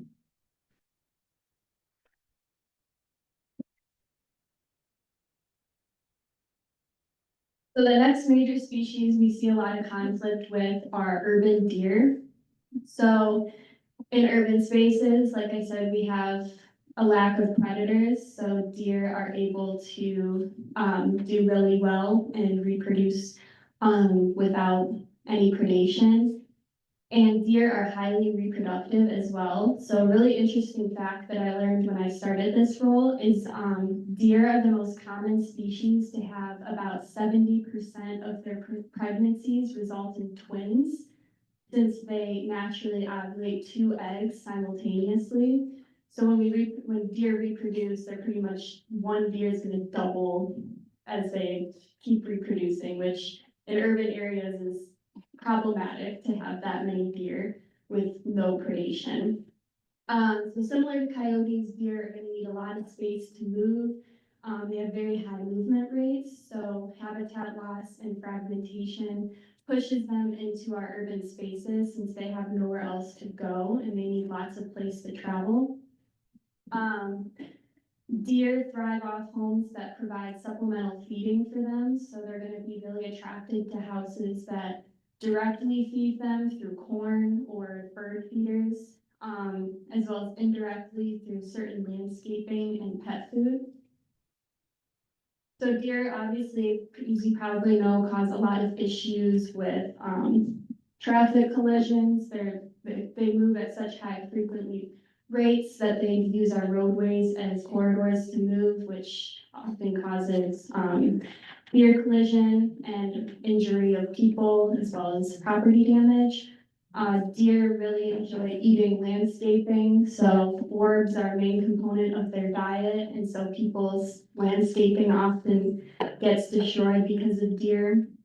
And they're also dangerous when they're in rut. That can cause a lot of issues when deer are overly aggressive or fighting in people's yards, which can also cause property damage, depending on where they're fighting.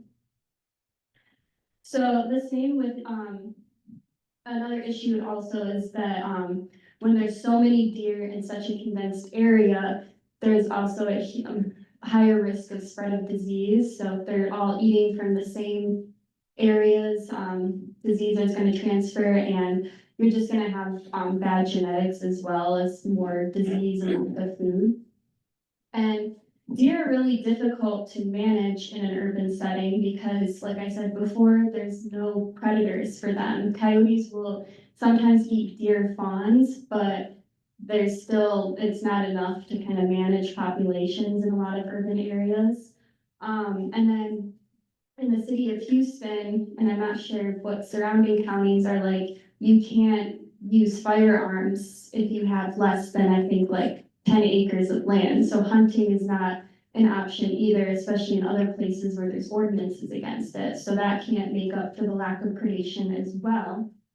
So non-lethal solutions that we recommend are creating feeding ordinances. A lot of people really love to feed deer just because there are people who have positive interactions with deer. They like seeing them walk through their yard and things like that. But people really need to kind of get on the same page as to managing their deer population. So creating a feeding ordinance is one of those methods.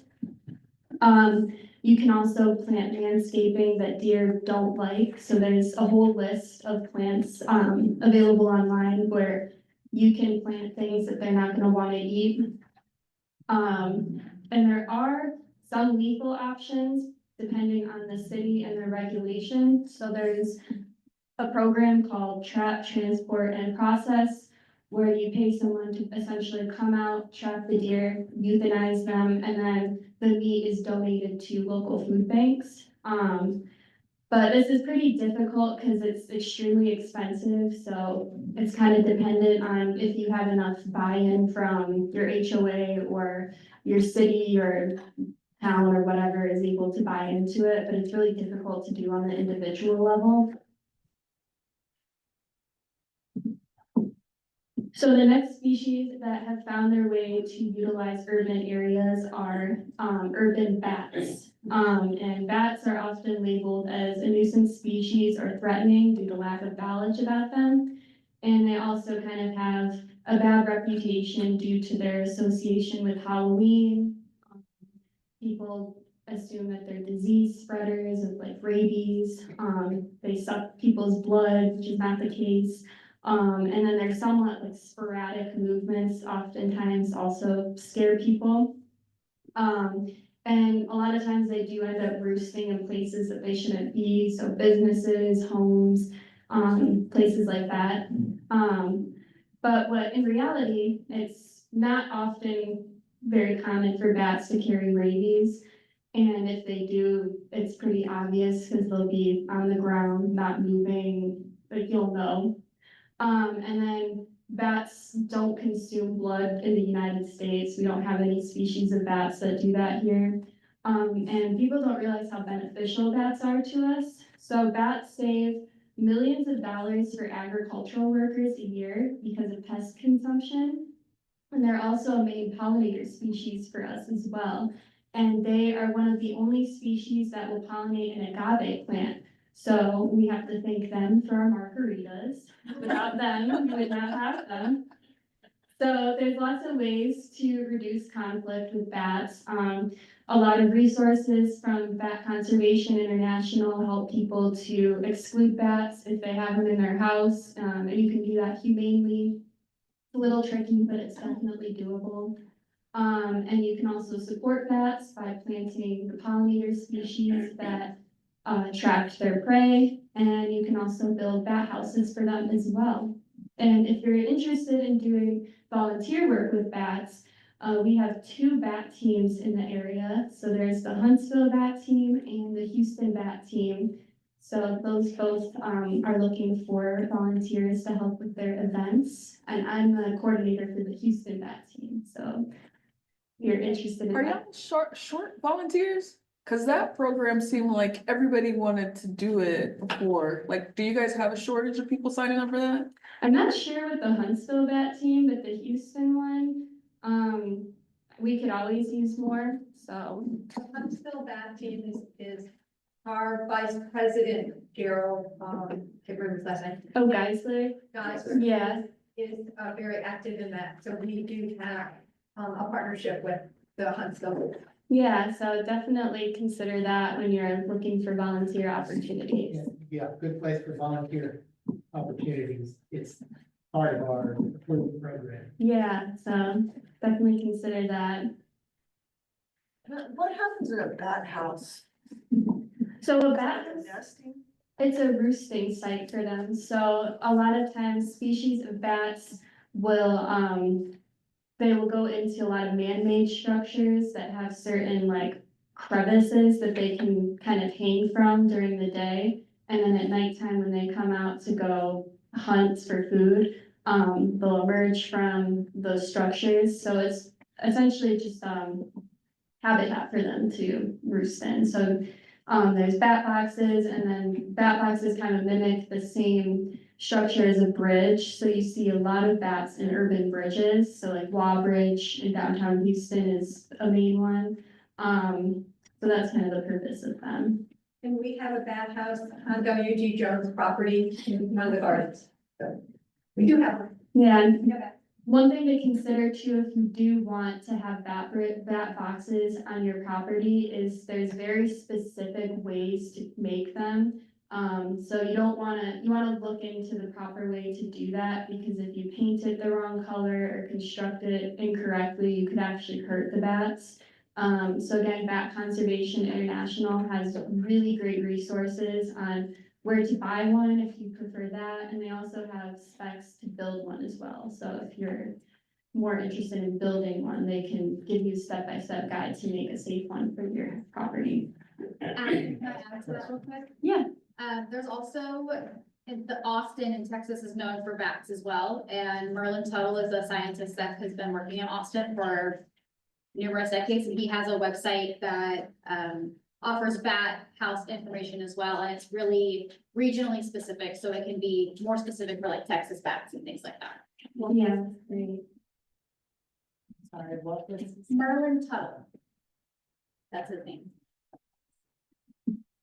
So moving away from the wildlife conflict that we have, there's also a lot of human implications or urban implications to human health as well from urbanization. So we're gonna see in more urban areas, you have more poor diet, poor access to safe drinking water, pollution-related health conditions, increase in injuries and mobility, decline in mental health, and then the heat island effect, which I was talking about earlier.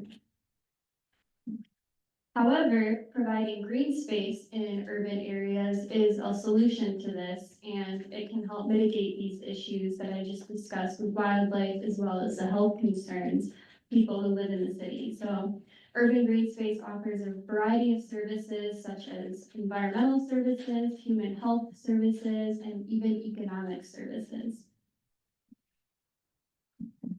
So starting with the human benefit of urban green space, globally, we have issues with obesity and mental illness that are affecting populations, especially in urban areas. So when we implement urban planning interventions to increase green space, this can really help decrease these issues because it provides opportunities for people to have more opportunity for physical activity such as walking, running, biking, and other forms of exercise to help combat more sedentary lifestyles that we have. They often serve as a gathering place for communities, so this facilitates social interaction more and helps like people's well-being and mental health. And this can, reduce symptoms of depression, anxiety, reduce stress, and just boost your overall mood and cognitive function. Urban green space also has a significant impact on biodiversity around. So implementing urban green space can mitigate the rapid population decline that we're seeing in wildlife for a wide range of species, from plants to animals, birds, reptiles. We're providing migration corridors essentially by creating urban green space. So we're pretty much connecting these larger untouched pieces of land by connecting them through the urban space as well. And it also provides an opportunity for plant diversity, which in turn will attract pollinators. So this helps sustain the pollinator species that are at risk right now as well. So a key example of how this urban green space really is effective is in grad school, I researched urban red fox occupancy across the United States, looking at what land cover types red foxes like in more urban areas. And this chart shows that there was a very highly correlated relation between red fox occupancy, so how many foxes are utilizing the land cover type, and open space. So as I was saying earlier, open space could mean urban parks, cemeteries, golf courses, things like that. So this just shows that urban green space really does benefit all types of wildlife. Urban green space also helps climate health and environmental health as well by reducing the urban heat island effect, offsetting greenhouse gas emissions, and effective stormwater management, so in decreasing flooding and issues like that, as well as improved air quality. So this picture right here is a project I worked on. I'm from Michigan, so this is in Detroit. And we replaced abandoned houses with rain gardens, and the neighborhoods that we did this in used to have a really big issue with flooding, but when we implemented, I think, 10 to 20 of these per neighborhood, the flooding went significantly down, and we'd oftentimes see members of the neighborhood, congregating here too, just to look at the landscape and enjoy it. So it just made their neighborhood a lot more attractive too. You're from Michigan? I am. That state does a lot of really interesting, like conservation stuff in general, I think, right? Like I was there once and they had like people's yards have been turned into a whole bunch of different grasses, so you can feel like walking in between people's yards, like what different I don't know, grass felt like.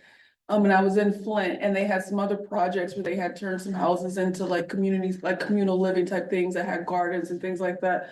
It was just really interesting when I went to Michigan, and I was surprised how many really conservation community activities y'all had going on there. Yeah, it's really great, especially like in the Metro Detroit area. So hopefully that will continue to go outside of Michigan as well.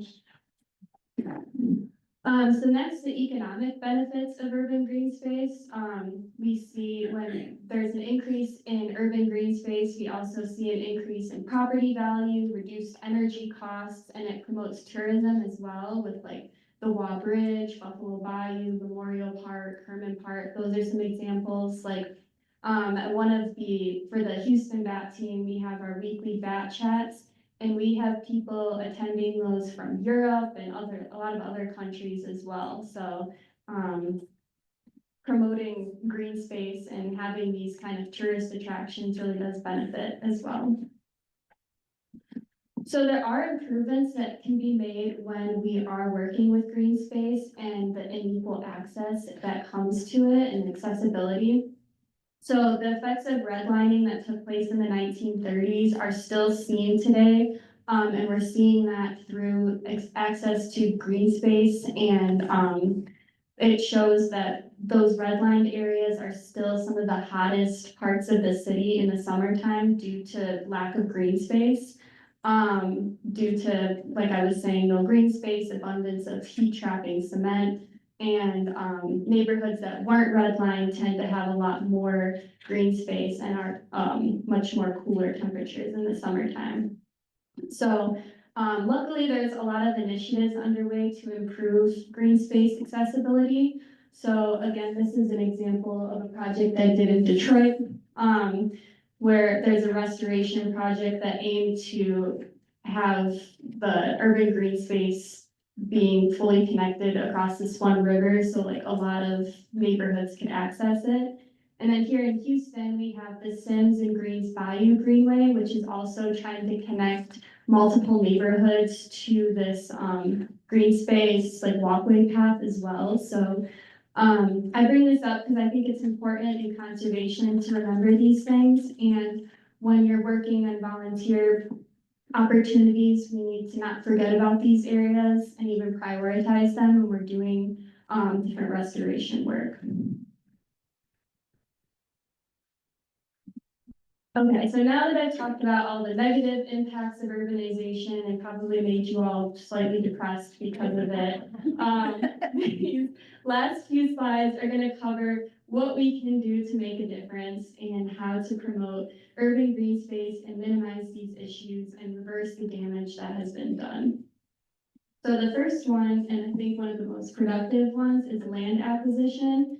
So land acquisition is essentially when a person or an entity buys a piece of property and for the purpose of ensuring its protection for years to come and preventing future development on it. So that Sims and Greens Bayou Greenway is a perfect example of this. It's a public-private partnership between Houston Park Board, City of Houston, and the Parks and Rec Department.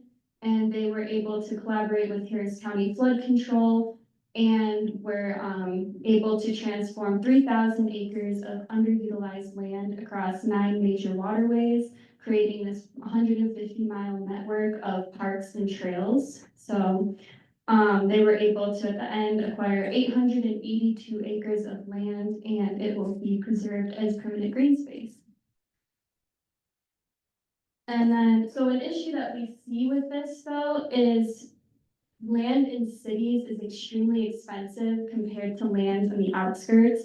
So this is showing this piece of land out here and this tiny piece of land right here are the exact same price. So when you're thinking about it, sometimes, some people would think, oh, well, if we're working to conserve land, let's buy the biggest piece of land that we can. And I mean, that makes sense in some instances, but we have to remember that this piece of land is just as important to conserve as this piece of land. So when we can't avoid development and habitat destruction, urban planning techniques can be used to still mitigate the issues that come with it. So planting green walls, help insulate buildings and save money. You can be really strategic with how you utilize built space. So like this picture right here is a pollinator garden built on a roof of a building. So if we're just a little bit creative, we can still offset some of the issues that urbanization has.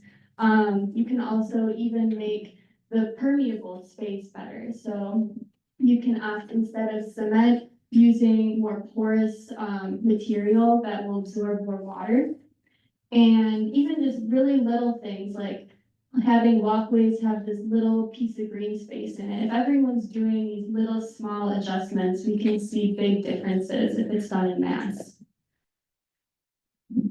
Next, probably an obvious one is to plant native instead of ornamental plants. And this is ideal because native plants are adapted to our climate, so they'll do much better than ornamental plants. They're less susceptible to disease and insect damage, and they require less maintenance and less water. And you can find lots of native plant lists for this area on the Native Plant Society of Texas. The City of Houston has a native tree list, and there's lots of local nurseries that will sell native plants as well. So there's lots of resources if you want to switch to having more native landscape. And Native Plant Societies, npsot.org. Yeah, thank you. So to coincide with planting native, if you're able, it's always beneficial to get rid of your lawns. So traditional lawns have little ecological values. So by getting rid of these and replacing them with native plants can make a huge difference and provide lots of resources for wildlife and pollinators, increasing diversity in plants and animals. As I stated earlier, planting native requires little to no maintenance once they're established. So you won't have to do so much landscaping, and we'll also see a reduced negative impacts in landscaping machinery and equipment and the issues that those cause. And there's lots of design options too. So I know like lots of HOAs are not going to approve getting rid of your green lawn. So there's options. If you want to go all out like this lawn, you can and completely remove it. But then there's also ideas like this, where you can still have a lawn, but you can make it a little bit more aesthetically organized looking. So there's lots of options for different, tastes that people may have or opportunities. So this was actually a project that I did my restoration job, and this was a neighborhood that was part of an HOA. So we kind of worked with their HOA regulations and we were able to create this from it. Can you tell us some of the plants that you used there? Yeah, so these are purple coneflower, which is an excellent pollinator. And these are in Michigan too, but purple coneflower are native to this area as well. Some native grasses. I don't remember exactly what species those are. And yeah, this is primarily coneflower. I think this is bee balm here, which is native here as well. And I'm having a hard time telling what that one is, but it might be black-eyed Susans, which are another really good pollinator plant. Can I bring something up too? I heard Doug Talley speak again yesterday, and I'm sure you know Doug Talley. I assume, that's. I don't know. Oh my gosh. Nature's Best Hope is just one of his books. Second Nature is another one. He's an entomologist from the University of Delaware, and I will just mention there's something called Homegrown National Park that he had started, which is he gives a lecture about the amount of land in our country that is privately owned, and that if people did exactly what you're talking about in their yards, that, and he goes into the entomological level of the moths and the pollinators and the specific things, but it's something, Homegrown National Park is definitely something folks should look into, and Doug Talley is another. And also, when we're looking at our native species, it is possible to get native plants that are not just native to Texas, obviously, but, you know, so purple, instead of purple coneflower, it's Echinacea sanguineus. But anyway, so it's an area I'm very passionate about, so. And we had a class on that. Oh, perfect. Yeah, that's great to know. And Thank he you. says he's doing that to connect, make corridors, like you're Yeah. saying, to connect into people's yards, because we have so many, it's like. Right, and in Texas, that's a huge issue because it's like, what, 98% privately owned, so we really have to make that private land connection with people and get them to do their own work on their own land to see that, so that's a great resource. That presentation as well was recorded, so I have the link if anybody wants it. That you're referencing, I think, Sarah. That's great. So the next thing that we can do is preserve and replant layers of the woodlands. So like I was showing you earlier with that, when it had no vertical layering or shrubbery, we can reestablish that in wooded areas that don't have it. So the bottom 2/3 of a forest are not only the most diverse in plants, but also in wildlife. So this is where you see all the seeds, the berries, the nectar being produced, which are like the ultimate resources for wildlife.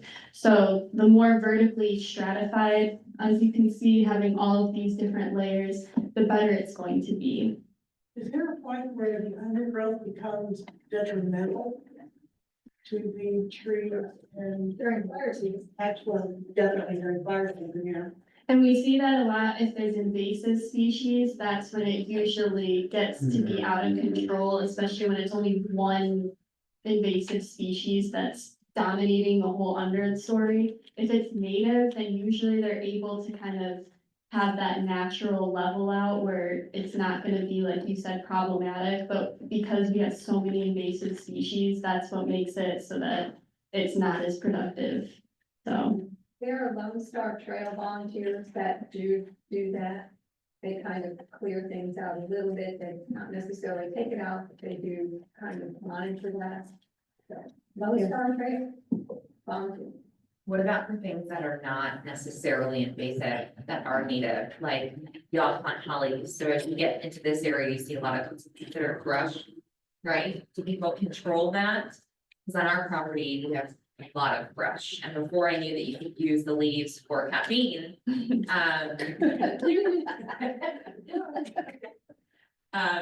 but really it does there's not a good balance, it takes over. Takes a lot of work. It does. Yeah, It and you also see gives a lot that. of diversity. Yeah, so there are restoration projects that do, even with native, if it's too much, we will cut back on that, especially when we're looking at those edge effects.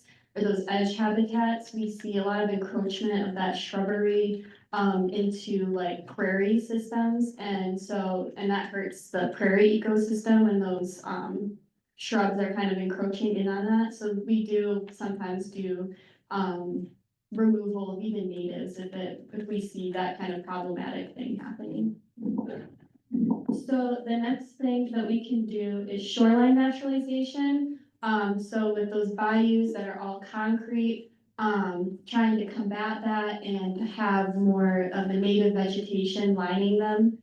And this will help with stormwater management, reduce the water flow rates, we'll see a lot of native plants absorbing and breaking down those harmful pollutants through phytoremediation. We'll have erosion control through bank stabilization, and that increase in habitat or vegetation will in turn have an increase in habitat for species such as this guy, who's the alligator snapping turtle, which we have a lot of in Houston and we're researching, and they are currently threatened. So we really want to try to promote this so that we can restore their populations.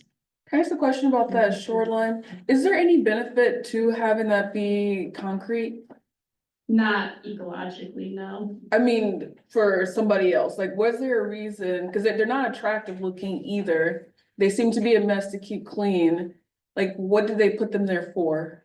I'm not entirely, so from my knowledge, I think it's just flood control, it's water, it's just a storage for water. I'm from Michigan, so we don't really have a lot of that there, but when I moved, that's what I've learned so far is it's just kind of an ineffective way to manage our stormwater. I So, see. Easier, yeah, concrete's easier. yeah, and it's just more convenient to install too. Because would it be easier, will it not soak up into the ground? Because isn't that what we want for the water to be held into the ground? So actually, the Gulf Coast Master Naturalist Chapter has been trying to work with the city and Houston areas to get them to plant native grasses in those areas instead of as much concrete.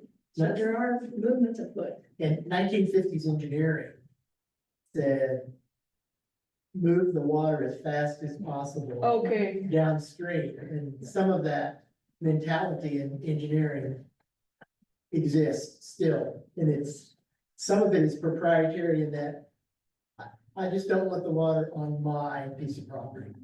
I don't want it in my neighborhood or in my city, so let's move it as quickly as possible downstream, but if it backs up, it reduces the amount of property. okay, and it is faster to move it on the concrete. And they also did it to prevent erosion, which is funny. Mhm. It has the opposite effect. Yeah, so our office, we commonly work with Harris County Flood Control to try to remediate that, but it's definitely a slow process.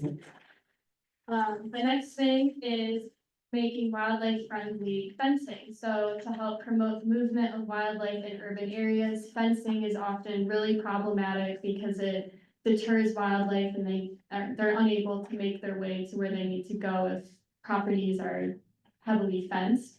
So installing, instead of like your typical chain link fence, having like arborvitae's as a fence line instead, and only fencing in what you absolutely need to fence in, because, we do have pets. So things like if you're just enclosing what you need and not some massive acreage, you'll do a real big service to wildlife. And then on the larger scale, similar to the P22 bridge, we can do those bridges on lower scales and less intensity as that one. So this is at Memorial Park, and there's a really great wildlife crossing bridge. And research shows that these are really effective in reducing roadkill and helping wildlife move from point A to point B without risk of collision. And then this just shows the plans for the P22 bridge, and it shows all the wildlife that it's going to support and protect.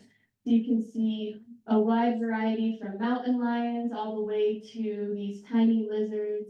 Even birds are going to benefit from it, because a lot of times birds will get hit by cars when they're diving to catch prey. So instead of diving into the road to catch their prey, they'll dive onto the bridge and have reduced collisions. So we'll see so many wildlife species benefit from this kind of development. So any type of pushing for that will be great. And that wraps up urban systems. So I know I went a little bit over time, so I don't know if we have any time for questions or not.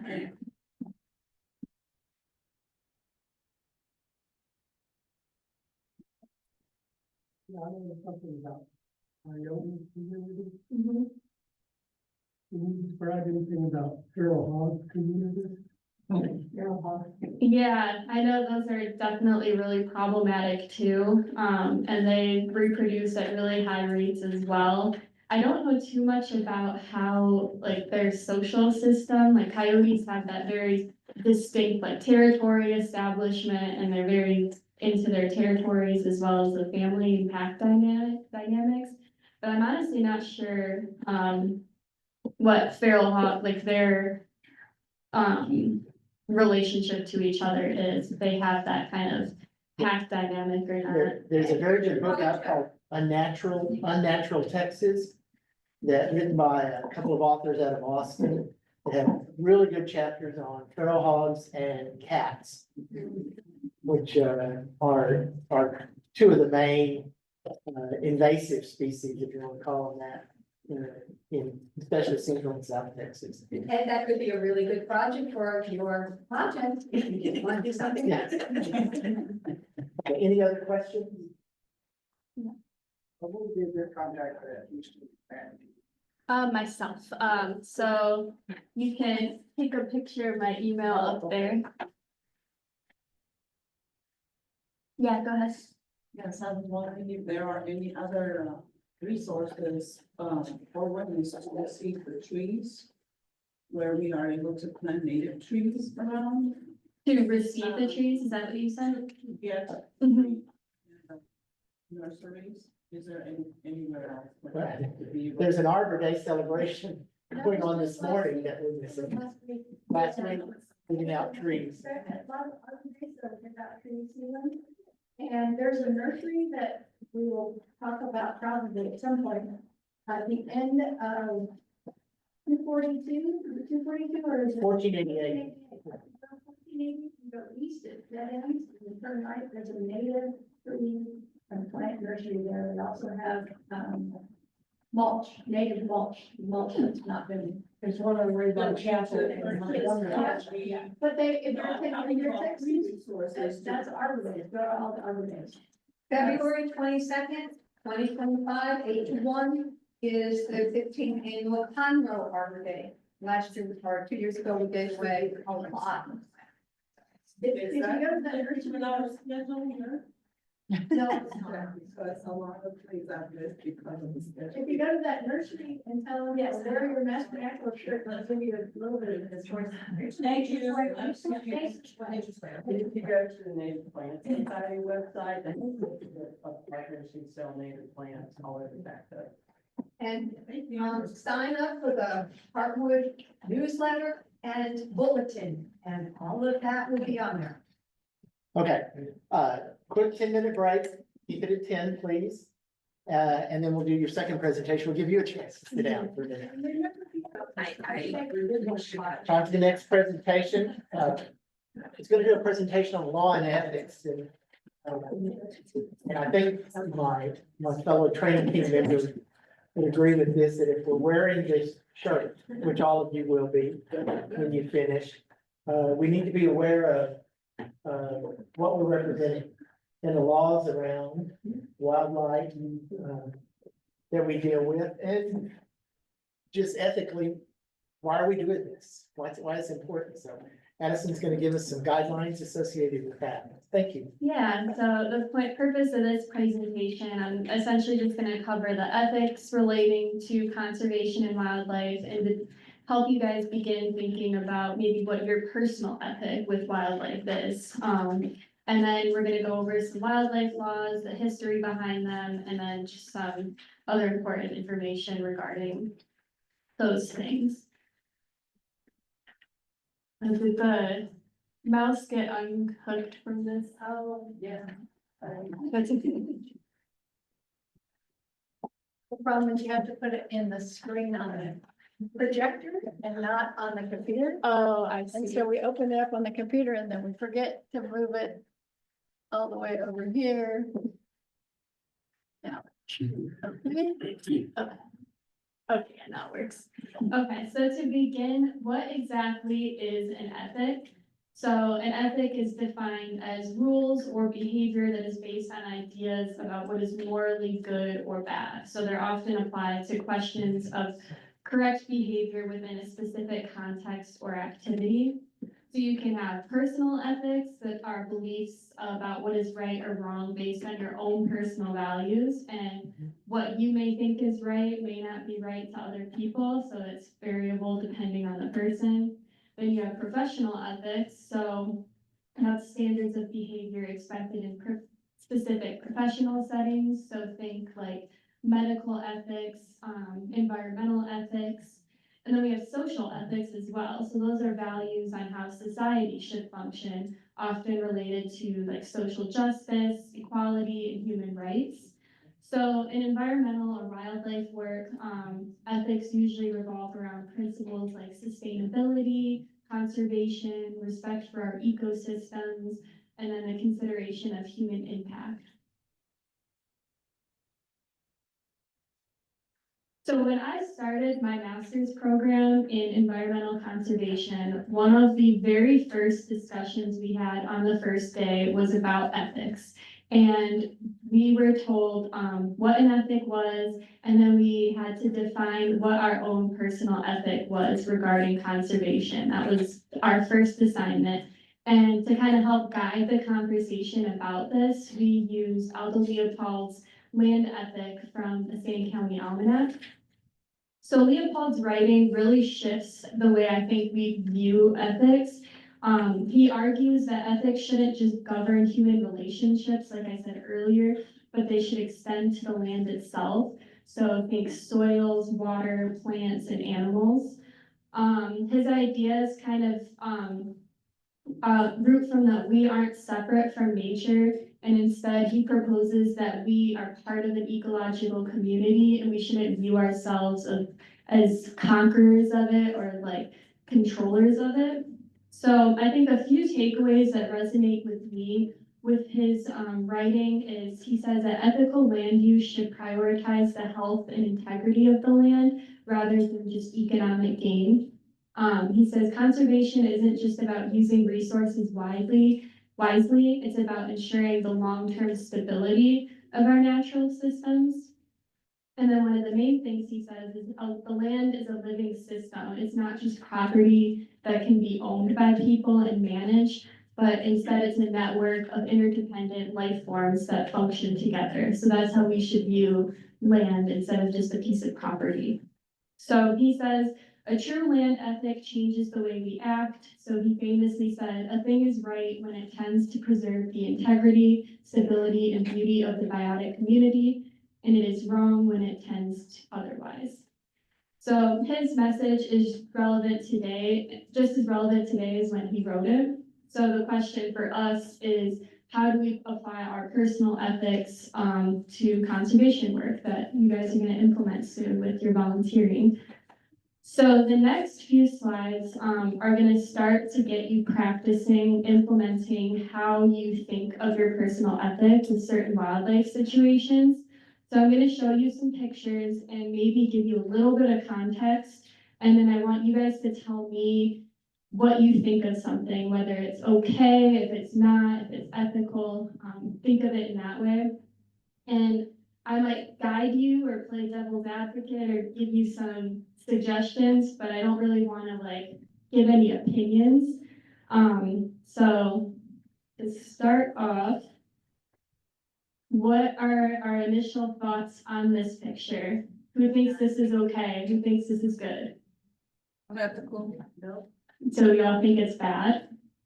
Okay, so like you said, you're probably thinking this is negative because of disease spread, unhealthy diet. So corn is really difficult for deer to digest certain times of the year because their stomach bacteria actually changes depending on what time of year it is. So if you're feeding them corn in the fall, it's going to sit in their stomach. They're not going to digest it, and they're going to feel full, but they're not actually full.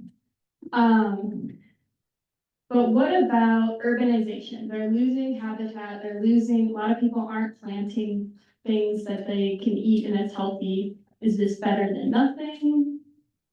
Do you think? No? What was that? It habituates them, Mm-hmm. then they're not great. So what if we think of it in the context of this is on someone's property, and they rely solely on deer for food. And with Texas being privately owned, it's pretty difficult to go hunting. And on this piece of property that they're able to hunt on, they're just not seeing deer, they're getting desperate for food. Is this ethical then? They're trying to feed their family. Isn't that a pretty typical thing to feed deer? If your plan is to hunt them, is to feed them? Yeah, that's the main baiting technique. But if you're trying to feed them supplementally, it's not healthy for them. Okay. This is like candy to them. So corn is like candy to us, where if we see candy, we'll probably want to gravitate and take it, at least I will. So if someone had deer feed, they wouldn't just have one that had corn, they'd have a variety. Like if they're trying to support deer, is that what you're asking? I thought that was the plan, that they'll just keep coming back to these same places day to day to day, so I thought it was like a main staple in their diet for them to eat the corn, but I guess. It's not healthy. I mean, and like I said, their stomach bacteria actually changes throughout the year, so in the fall, it's the way their bacteria is, it's not good for them, so they can't digest it, and it's just gonna sit in their stomach. But other times of the year, they can digest it a little bit better, but this corn on its own is just not good for them. So like with hunting, this is kind of solely just to bring them in, because like I said, it tastes really good to them, it's like candy.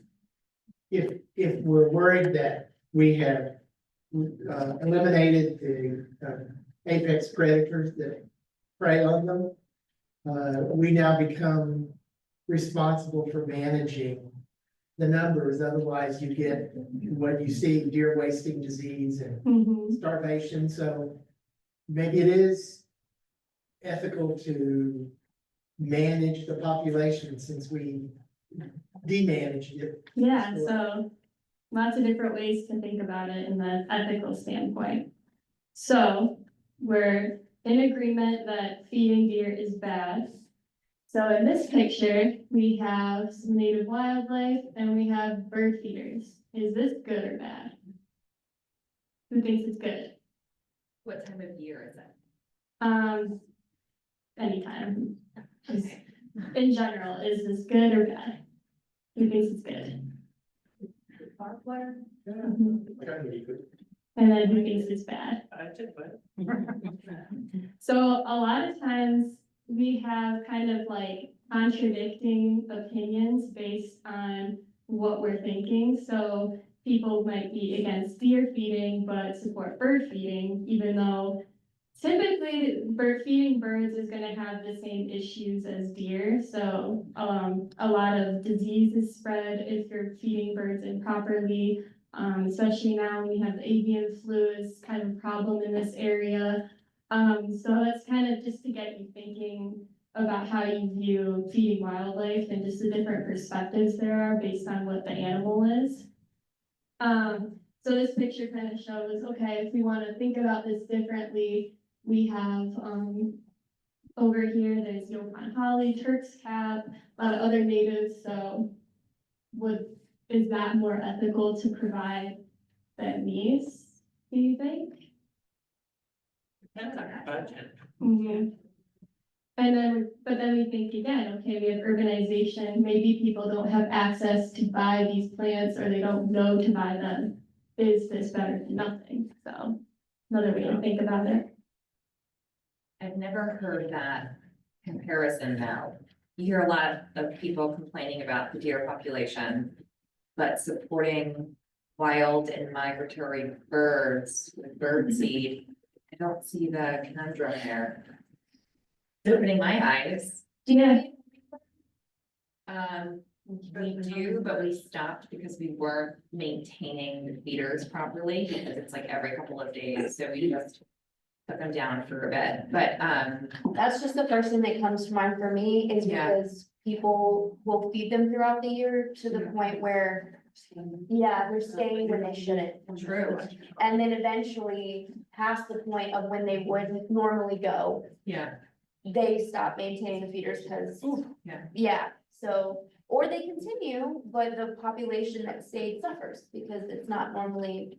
So I don't know how many other species that would affect, but This is similar to like monarch butterflies and stuff too, right? With milkweed and.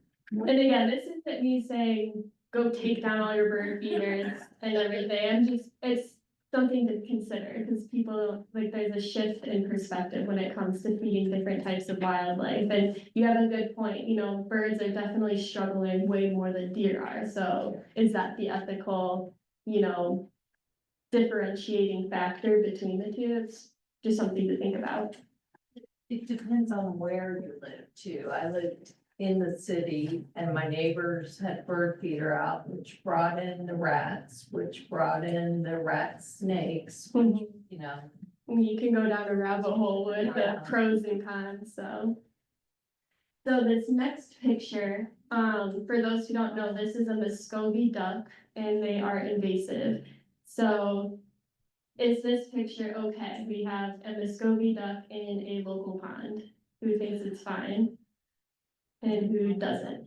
Somebody probably dumped it as a pet. Mhm. After being dumped it. So the ethics behind this, I was talking to a landowner and she had a problem where baby Muscovy ducks were getting stuck in her pond and she wanted some help on how to remove the duck from her pool, excuse me, and get them back into the pond so that they're safe.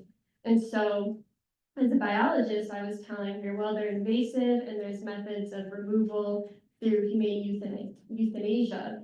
And she comes back and says, well, it's not their fault that they're here, it's our fault. So is it ethical for us to decide what if they live or die based on something that we did, or should we work in other ways to manage them? But isn't it also true that if a species is not native to an area, they're not gonna find the food they need, they're hopefully gonna move on somewhat? It depends. So like Muscovy ducks are, a lot of times you see invasives do really well because they're that generalist species that I was talking about. So they're able to do just fine, just about anywhere. So they're doing just fine here. This is fine. So for it to be considered invasive, does it just have to be out of its place or out of its place and causing harm to the animals that are in that system? Yeah, there's like, I mean, technically it's invasive if it's a species that inhabits an area where it's not naturally found. But I mean, you could argue that's just a non-native species and it's invasive when it's causing ecological harm. But yeah, that's pretty much how you could view it in that sense. Is it causing ecological harm? Yes, they do cause ecological harm. Mhm. Are you able to hunt them? They aren't protected under the Migratory Bird Treaty Act, so you are able to remove them. I'm not really sure what the regulations are. I think you still need proper permitting to do that, so I think you would have to still contract somebody out, like Parks and Wildlife, to do it or remove them, or a nuisance control place, because there are permitting with that, but What's the name of it? a Muscovy duck. So instead of going on an invasive species hike to remove invasive species, we can go swimming in ponds. I'm curious, because most of some other invasives, you don't need a permit for, like hogs, you can shoot a hog without a permit because it's Yeah. invasive, so I'm wondering if Well, I you think could take it. the thing you do on your own with birds is, if you see their nests, you can destroy the eggs of them. So I know that's something you can do on like the individual level, but I'm not sure, I don't know if people can just go out and kill them on their property. They might be able to, I'm not sure. It says it here that they can be removed in Texas, but only under certain circumstances and with the proper permits. Yeah, that's what I thought, so. Yeah. No, they don't know what you're gonna do with it after you killed it. And like hogs haven't really had that kind of, They're just, you can eat those or. yeah, whatever. they haven't had a bit of disease spread. Gotcha. That's a big difference. Go ahead. I was just gonna say, I just got interested in birds this past year and put a bunch of bird feeders out, as we were just talking about. And tracking the birds that come, I've noticed that overwhelming number are invasive species to birds, so then I have a dilemma, do I keep feeding all the birds Mhm. Even feeding invasive species, which are more aggressive than the feeders. Right, yeah, Or not at all. yeah, it's tricky. Okay, so the next picture, is this okay? No. No. Absolutely not. What if this is a wildlife rehabber? He needs to find another job. So you still think it's bad if she's a rehabber? If the goal is rehabilitate, So if this is an educational animal, is it okay? and they're permanently disabled and they can't be re-released to the wild. Okay, yeah. We don't want to educate people that are. Okay, so you still think it's unethical, okay? Well, but some of them are, you know, have a paw missing or a leg missing, and so, you know, at least they're still alive and they're teaching. So, I mean, that's some rehabilitation. Mhm. They do that with owls too, or vision. Yeah, lose an eye, or, yeah. Right. I don't trust them. That person's gonna steal our watch and our lunch. Never know. What about this? Is this okay or is it not okay? Who thinks yes, it's okay? What's the left side? It's community cat. It's just to show like a cat living outdoors. Oh, okay. They're doing TNR, but not if they're speeding around randomly. I mean, Okay. even TNR can still deplete wildlife species and populations, so it depends on, just depends. What's TNR? Trap and release. So people will take in feral cats, and sterilize them and then put them back out so that they can't continue to reproduce, because it's problematic. They kill so many birds. Mhm. They're the leading cause of songbird decline, or feral cats. I have a question. Yeah. So like, I recently went to the Harris County Pet Shelter, Mhm. and one of the leaflets they had out was about this. It was about community cats and how you could contact them if you knew about community cats in your area. But they also had a section on there about why this was a good thing, because what community cats provide. But they didn't have anything on there about this kind of situation. And Interesting. the thing that it provided was that the cats can like reduce the rat population. And it explained that they didn't have to rely on people because they could also, literally said this, they could feed from dumpsters and stuff like that. Hmm. And I was just like, big question marks, big like, who approved this? Is I just wonder if it's because they have like there's like too many? too many cats, so they don't want people to keep bringing them. I don't know. I haven't heard that, so that is interesting. That's how their take on it. So, yeah, there's the ethics behind that, and then is TNR programs good enough? Because I mean, there's still lots of cats. Is it ethical, again, with thinking about like the Muscovy duck with feral cats? Is it ethical to euthanize those for the better of? TNR reduces population of community of cats. Okay.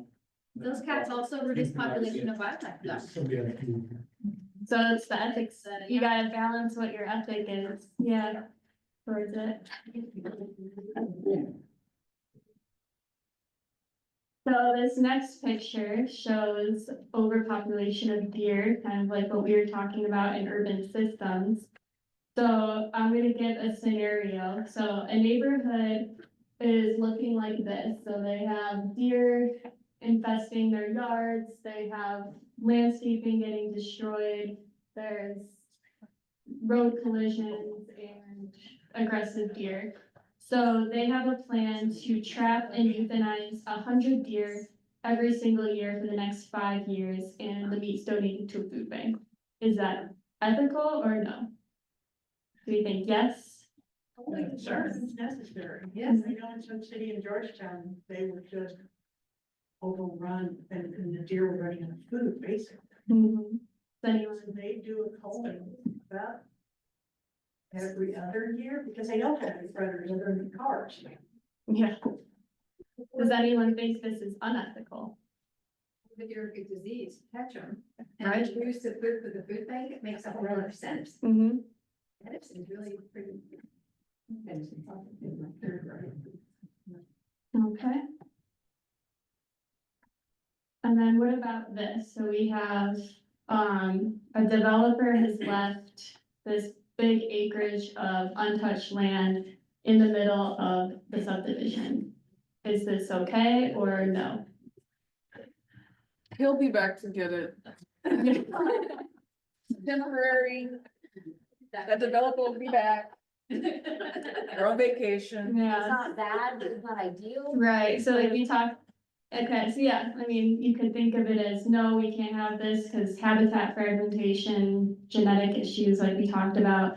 But you could say better than nothing, so. And she'll use the dirt. I would go for the outside. Mhm. What about this? Do you think this is fine or no? So maybe people might like this because it looks neat. There's no risk of alligators crawling up into your yard and eating your family.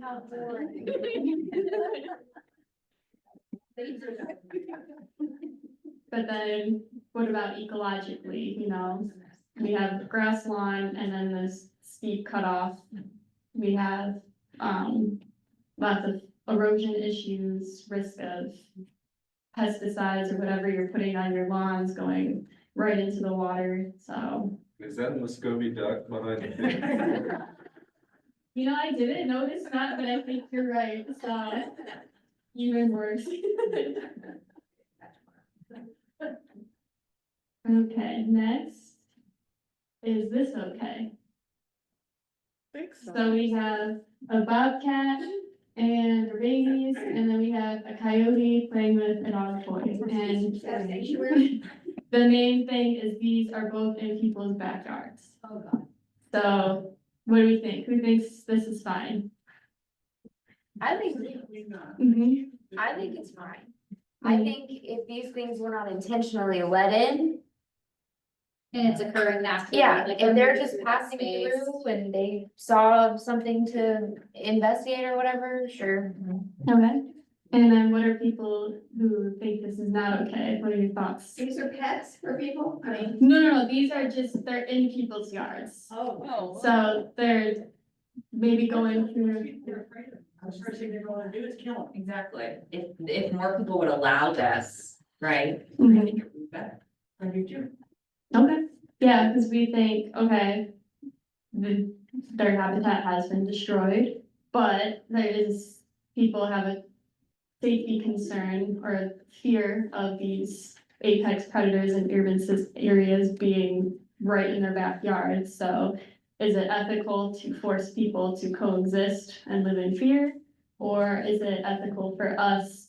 This subdivision probably used to be their habitat, so is it the ethical thing for us to do the proper coexistence and deterrent strategies, you know?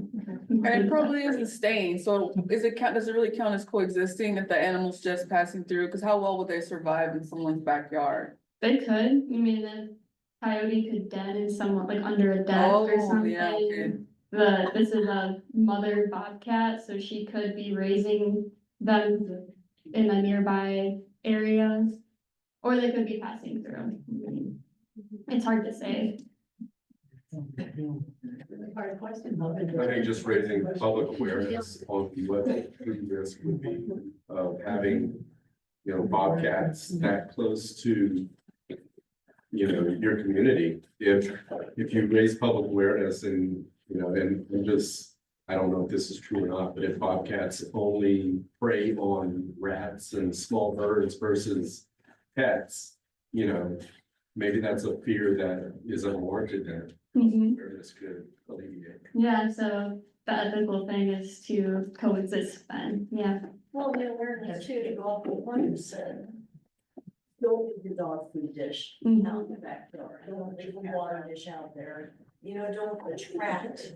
Maybe there's other animals that could be attracted to that, but then attract these apex predators. Right, but yeah, there's a lot of people who say otherwise, and I think with this kind of group, I'm preaching to the choir a little bit, but there are, with the general public, a variety of opinions on this, so it's a interesting way to think about it on like what's ethical for people versus wildlife. I love the coyote going for the toys. I know. Okay, what about this? Is this ethical or not? Do we think what's going on here is okay or not? Who thinks, yes, this is fine? Need some more information. Are they clear?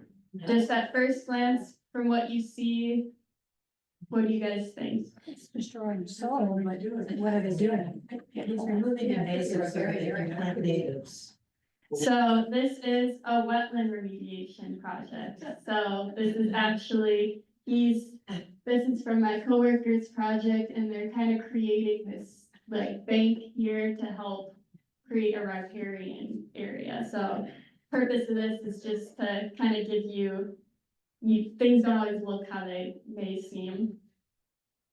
And then last one, this picture, is this okay or no? Do we think yes? Does anyone think this is not okay? Just at first, what you're looking at, like what you think is happening. I don't think it's good or bad. I think that's independent. It depends. Depends, okay. To some extent, don't we need this, but then too much is problematic? Okay, so this is a seed drill. So this is a prairie restoration project. So again, it's That's a kind of, good thing. yeah, so again, the purpose of this is kind of to remember that things don't always maybe appear, it's not as cut and dry when you're thinking about the ethics behind things. Okay. So now moving away from that, looking at wildlife laws here in Texas, this kind of goes over a timeline of some important dates, looking back at the history of wildlife laws. So we had our first game law established in 1861, which established a 2-year closed season on bobwhite quails on Galveston Island. Then about 20 years later, Texas established the general game laws in 1879. And then in 1880, in typical Texas fashion, 130 counties claimed exemption from these game laws. And then in 1895, the Fish and Oyster Commission was created. And this is essentially what Texas Parks and Wildlife is now. So they were called the Fish and Oyster Commission back then because it was primarily for regulating fishing, but it's grown since then to include state park and wildlife management too, as well as a lot of inland fisheries and coastal work as well. So then in 1900, we had the Lacey Act that was created, and this prohibits trade in wildlife, fish, plants that have been illegally taken, possessed, or transported or sold. And then we have the Migratory Bird Treaty Act passed in 1960, and then in 1973, the Endangered Species Act was passed, which allows protection on threatened and species to avoid extinction. So I think it's important to discuss who actually owns wildlife and the history behind it. So wildlife ownership has been discussed since the Magna Carta back in 1215, which established a royal authority and ownership over governance of forests, waterways, fisheries, and wildlife. And it wasn't until 1647 when there was reinforced government authority and oversight, but this established ownership to the public of wildlife, and it's still like that today. So then, okay, we know who owns wildlife, who funds wildlife management. So in Texas, wildlife is essentially a user pay system. So we receive about $7 million annually from the Pittman-Robertson Act, which is an excise tax on firearms and ammunition. So essentially wildlife management is managed or funded by hunters. So that's another ethical question, you know, is that okay or not? Kind of thing to think about. And the Dingell-Johnson Act is an excise tax on fishing tackle and boat and motor fuels, which funds inland and coastal fishery management. And then the sale of hunting and fishing licenses also supplement wildlife management as well. So that 1 and 2 isn't counted in that 7. No, it's additional. Okay. Can you go back one slide, please? Mhm. Thank you. Is there any federal funding? The Pittman-Robertson Act is federal, but that's how we fund a lot of things in Texas. I guess I shouldn't say just in Texas, that's how wildlife is funded, because that is kind of a federal thing as well. I think the tax is 11% and then the state gets back like 6%. Yeah, something like that. I forgot what the exact percentage was. Are you good with this slide? Yes. Okay. Thank you. So getting into some of our laws, to start with the Lacey Act, I think is important for you guys to know, because it's, definitely still used today. It's enacted mainly because states used to have very highly variable wildlife laws. And so it was created during the height of egg and plume harvest, egg collecting as a hobby, and then plume harvest for fashion. So this became like a really big industry, and it was really hurting bird populations, especially egrets. And then one state would start to crack down on the regulations behind this. The people who were involved with this trade would just pack up and move to a different state and start doing it in other places that had more lax laws regarding wildlife. So because it had such a detrimental impact on birds, the Lacey Act was kind of created so that it evens out the playing field with this, so that we're all doing the same thing. And we still see the Lacey Act enacted today or enforced today. So an example of that, you'll see like federal game wardens at borders of different states, and they're watching for deer movement. So people putting deer in trailers and moving them across borders, a lot of times for breeding industry. So they're there to stop that because Texas doesn't allow outside deer coming in. Oh, and one thing to note too with the Lacey Act, it doesn't apply to if you're moving a harvested animal that you hunted legally. So if you have the proper tags and hunting license, you're able, say you got a hunting license in Texas and you want to take it back home to Oklahoma. If you have the proper licensing and deer tags for that, you're able to move that kind of thing legally. So next we have the Migratory Bird Treaty Act, which was passed in 1916. This is another big piece of legislation that was an equalizer between different states. And it was enacted, it was initially between the US and Canada, but now it includes Russia, Japan, Mexico, and the Caribbean. And it also helps us as different states manage between individual states in the US as well. So a good example of why this is important is taking snow geese, for example. They have the longest migration path of any bird. So they'll go all the way up to North Victoria in Victoria Island in northern Canada. And then they'll go way down into Central America. So if people in the north were able to hunt geese, so they went all the way up to North Victoria, people hunted them, only a fraction of the birds came back to the US. People hunted them even more, then they go back into Central America, what few there's left, and they're hunted there, then there's no birds left to migrate the following year. So that's kind of an example of why we need that collective partnership on some management like that. So that doesn't happen. And it's actually one of the first pieces of legislation that looks at an entire population and not just individual species, which I think is really interesting as well. So it protects songbirds and game birds and any native bird to the those countries involved, even those that don't migrate. So, you know, if you have like a turkey vulture or roadrunner that stays put all year, they're still protected under the Migratory Bird Treaty Act. And then looking, so these we have state codes that coincide with the legislature as well. So there's laws pertaining to keeping and collecting any type of bird. So that's kind of the language in the code. And essentially it just says you're not permitted to possess any piece of a bird, feather, nest, or anything unless you're permitted to do so. A lot of people actually break this law unknowingly by if you find a feather on the ground and you want to keep it, technically that's against, the Migratory Bird Treaty Act and the state law as well.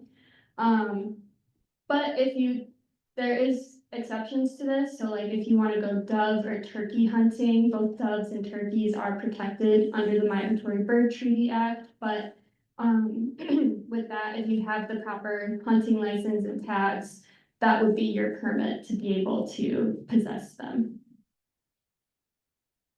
And then the same goes for bird nests, they have the same restrictions. And with those, there's exceptions to that as well, so like if you have an educational permit, you're able to possess any type of nesting material or bird material as well for that.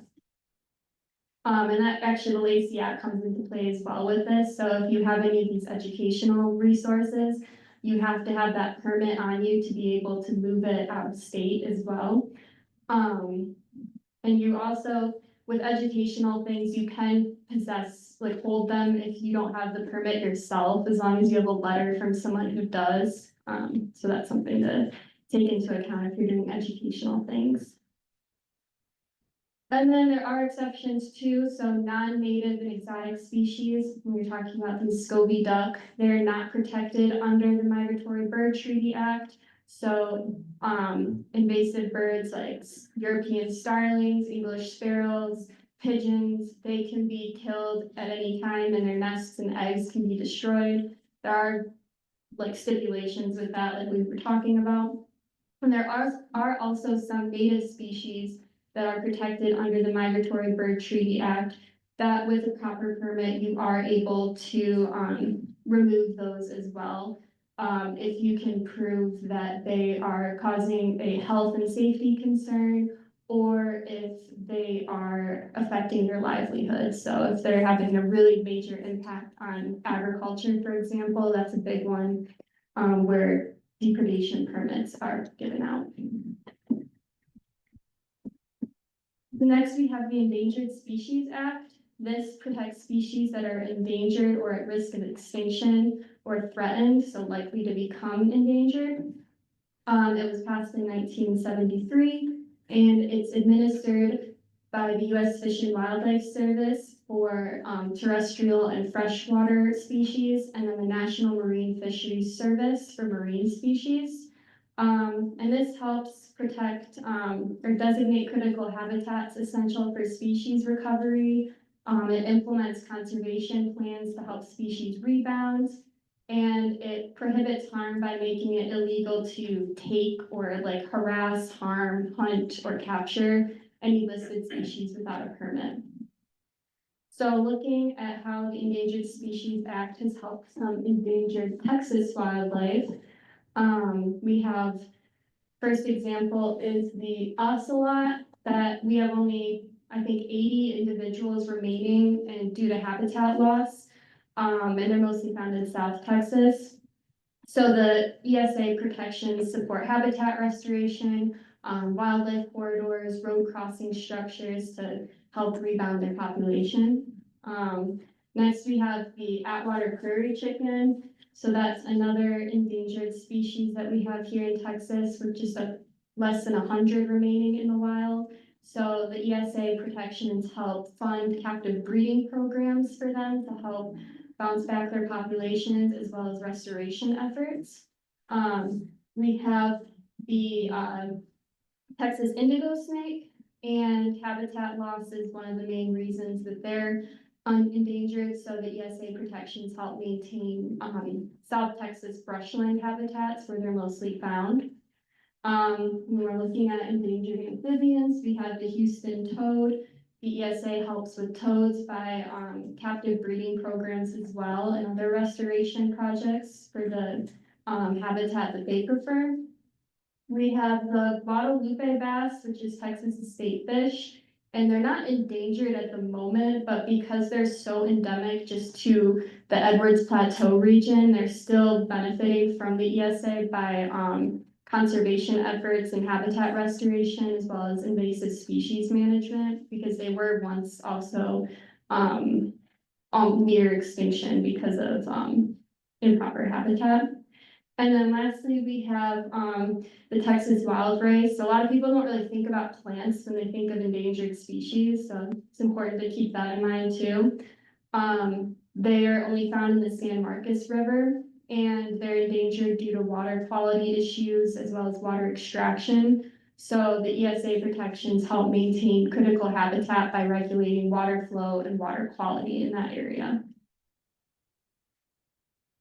And then just some other additional things to look at. So this is here just to show that because Parks and Wildlife staff are employed by the state, we still have rules we have to follow as well. And we need proper permitting too, to do the work that we do. So not everyone gets one of these. And this is a state collection permit, which pretty much, if you can't read it, it's acting within the scope of his or her authority to take, transport, release, and manage any of the wildlife and fish in the state for investigation, propagation, distribution, education, or scientific purposes. And then this next slide, talking about the legal status that you all have as master naturalists. So it's important to know that even though you're doing really great conservation and restoration work through whatever volunteering you do, you still don't have any differing legal status than the general public. So it's important just to remember that when you're doing your work. And then some rules within the Master Naturalist program. You have to make sure that you're not using the program for private benefit to make money. So like if you own a business, you can't advertise that you're a certified master naturalist. And you can't really associate yourself with any political parties either. And but what we do recommend is you use it on a resume. That's one way you can and you should benefit from your master naturalist title. And then looking at wildlife rehabilitation, this is another way that you'll need licensing and permitting to engage with wildlife. So as great as it would be if everyone was able to take in wildlife and rehabilitate them and help them, we need to have proper permitting and restrictions to that so everyone's doing it properly.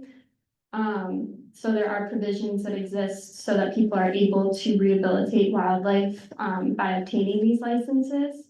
And one thing that is important to know too is you're not going to get in trouble. Say if you find an injured squirrel, you won't get in trouble for not having a license if you're just moving the squirrel from wherever you found it and taking it to a rehabilitator. So you don't have to worry about that.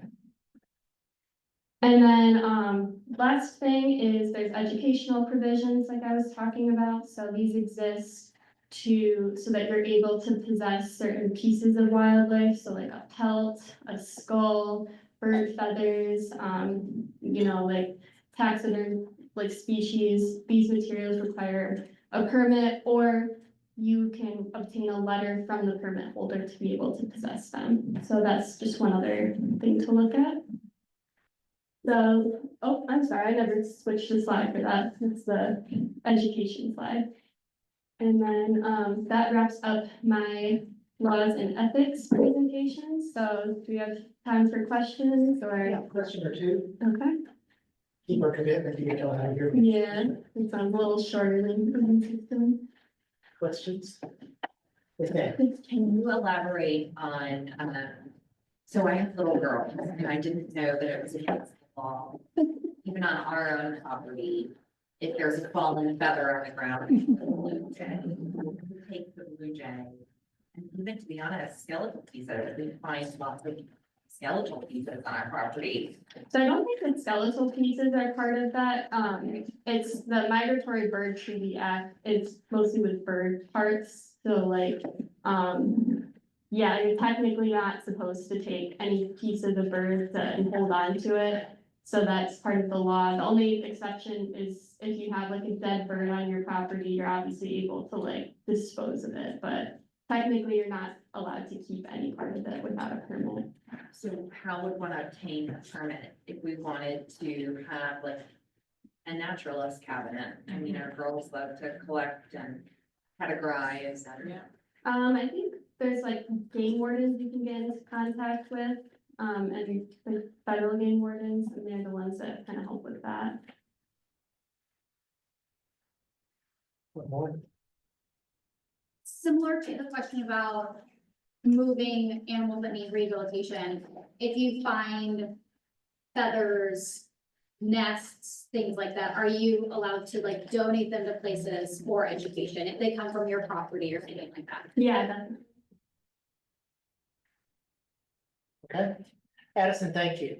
Thanks for coming up. Just a couple of quick comments and we'll get you out of here. Number one, enter your hours in the VMS system, which is accessible off the Heartwood chapter master after the. You will be happy if you do it sooner rather than later. And some of your volunteer opportunities are only good for 45 days. If you enter it after 45 days, they won't count. And they won't count primarily because some of those volunteer opportunities actually generate dollars for organizations from the federal government for their budget. And they have a rolling budget process. So sooner rather than later. If you have questions, ask them. We're all happy to help, because we've all been through VMS. Shelley mentioned sign up for the newsletter and the bulletin through the website. Great information, volunteer information, advanced training, you name it, it's on the website somewhere. The bulletin's great for your advanced training opportunities, and for example, that's where you can get to TMN Tuesday. A good Tuesday, once a month, Tuesday lunchtime, you get an hour of AT training on a Zoom call. And I believe you can watch those later and still get credit. That's one of the few exceptions. Only if it's the same calendar year. Yeah, in the same year. Looking for volunteer opportunities. The last thing is we want to encourage you as a group or several small groups, start thinking about projects you would like to do to present at graduation. These are pick your topic kind of projects, and you may want to get into a group.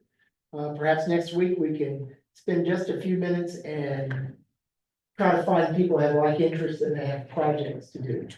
Last year, there was a project about bats. And by a project, I mean, people gathered information. You didn't have to go do a project unless you wanted to. But even gathering information as a group and presenting it at graduation. As a poster, Yeah, flyer or something like I that. was part of a group that did a presentation on who governs water in the state of Texas. Scare you to death. It's so many people have a piece of that. But start thinking about, is there something important? We heard about feral hogs today. There was a question. Project on feral hogs would be really interesting to me. What the rules are, what, you know, there's a lot of information and misinformation about that. But be thinking about project that's there. Talk to your fellow interns and you'll find some common interests that you may want to do. Now, Michael's not saying you have to do a project and other volunteer hours. No. But your project hours do count as volunteer hours as part of your training. You can count those hours. And there's a page in the back of your manual that kind of talks about the projects. You can use just the volunteer opportunities that you see in the bulletin. Working in pollinator garden or working in the monarch garden, we're hoping to get a grant for, or I'm going to North Montgomery garden. Those count too. So if you think about it, 4 hours of volunteer work, whether it's working on a project, or working in a garden, or working in another area, 4 hours a week times 10 weeks, you got your 40 hours. So, I mean, just think of it in those terms, whether it's a project to bring to graduation or an already established project that you're helping out. And remember, you don't have to get your 40 hours by the time you graduate. You'll graduate. You just need it in that year. So you've got time to do it, but history tells me the sooner you get it, the better. You know, have a plan and work the plan. All right. Anything else? Yes, sir. So what chapter do we need to read in the next trainings? Yes. And the book. Yeah, it's talking about next training. It's going to be at Sam Houston State again, the Lone Star campus in the Woodlands, the one we were at last week. From 8 to 12, it's a talk about the nature of naming. It's Tristan Bryant, who's actually our chapter sponsor in the Parks and Wildlife Department, and wetlands. And then the one that I was thinking was next week is actually on the 15th of February. It's the Saturday after that. And if you look on your schedule, it looks a little odd. And so we just want to explain ahead of time so you guys can be thinking about this one.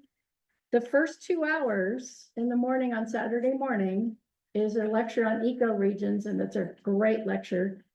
And it's on Zoom. It's only on Zoom. So you're at home. So you're at home. Or wherever you take your. Or wherever you want to do your Zoom. You can do it in a closet and, wherever. And then there's a gap of a couple hours. And then there's a field trip. And the reason there's a gap is you're at home doing your Zoom. There's not a lecture place anywhere near where the field trip is that we could use and be close by. So you're at home, you do the 2 hours of Zoom. You got time to eat something, come to Spring Creek down on the south side of the Woodlands, and it's a geology field trip, and it was fantastic last year. It's a really great sedimentologist who gave the field trip. And so then that's maybe an hour, hour and a half. So there's that gap in between, so you can drive and get here. And then next week, we'll tell you a little bit more about, and also in the note that I'll send out the reminder, tell you a little bit more about what to wear. Make sure you have closed-toed shoes and long pants, because we're gonna be out, kind of along the trail, and some people go off a little bushwhacking and things like that. So we'll send you that note as well. So that's 2 weeks. That's in 2 weeks. And it's a great field trip, and it will count for training hours. Have an address. We will send it out. It's Spring Creek Trailhead off Pruitt Road. But we'll send a map. But we'll send a map out with it. All right. Well, thank you. Have a great week. We'll see you next year. Thank you.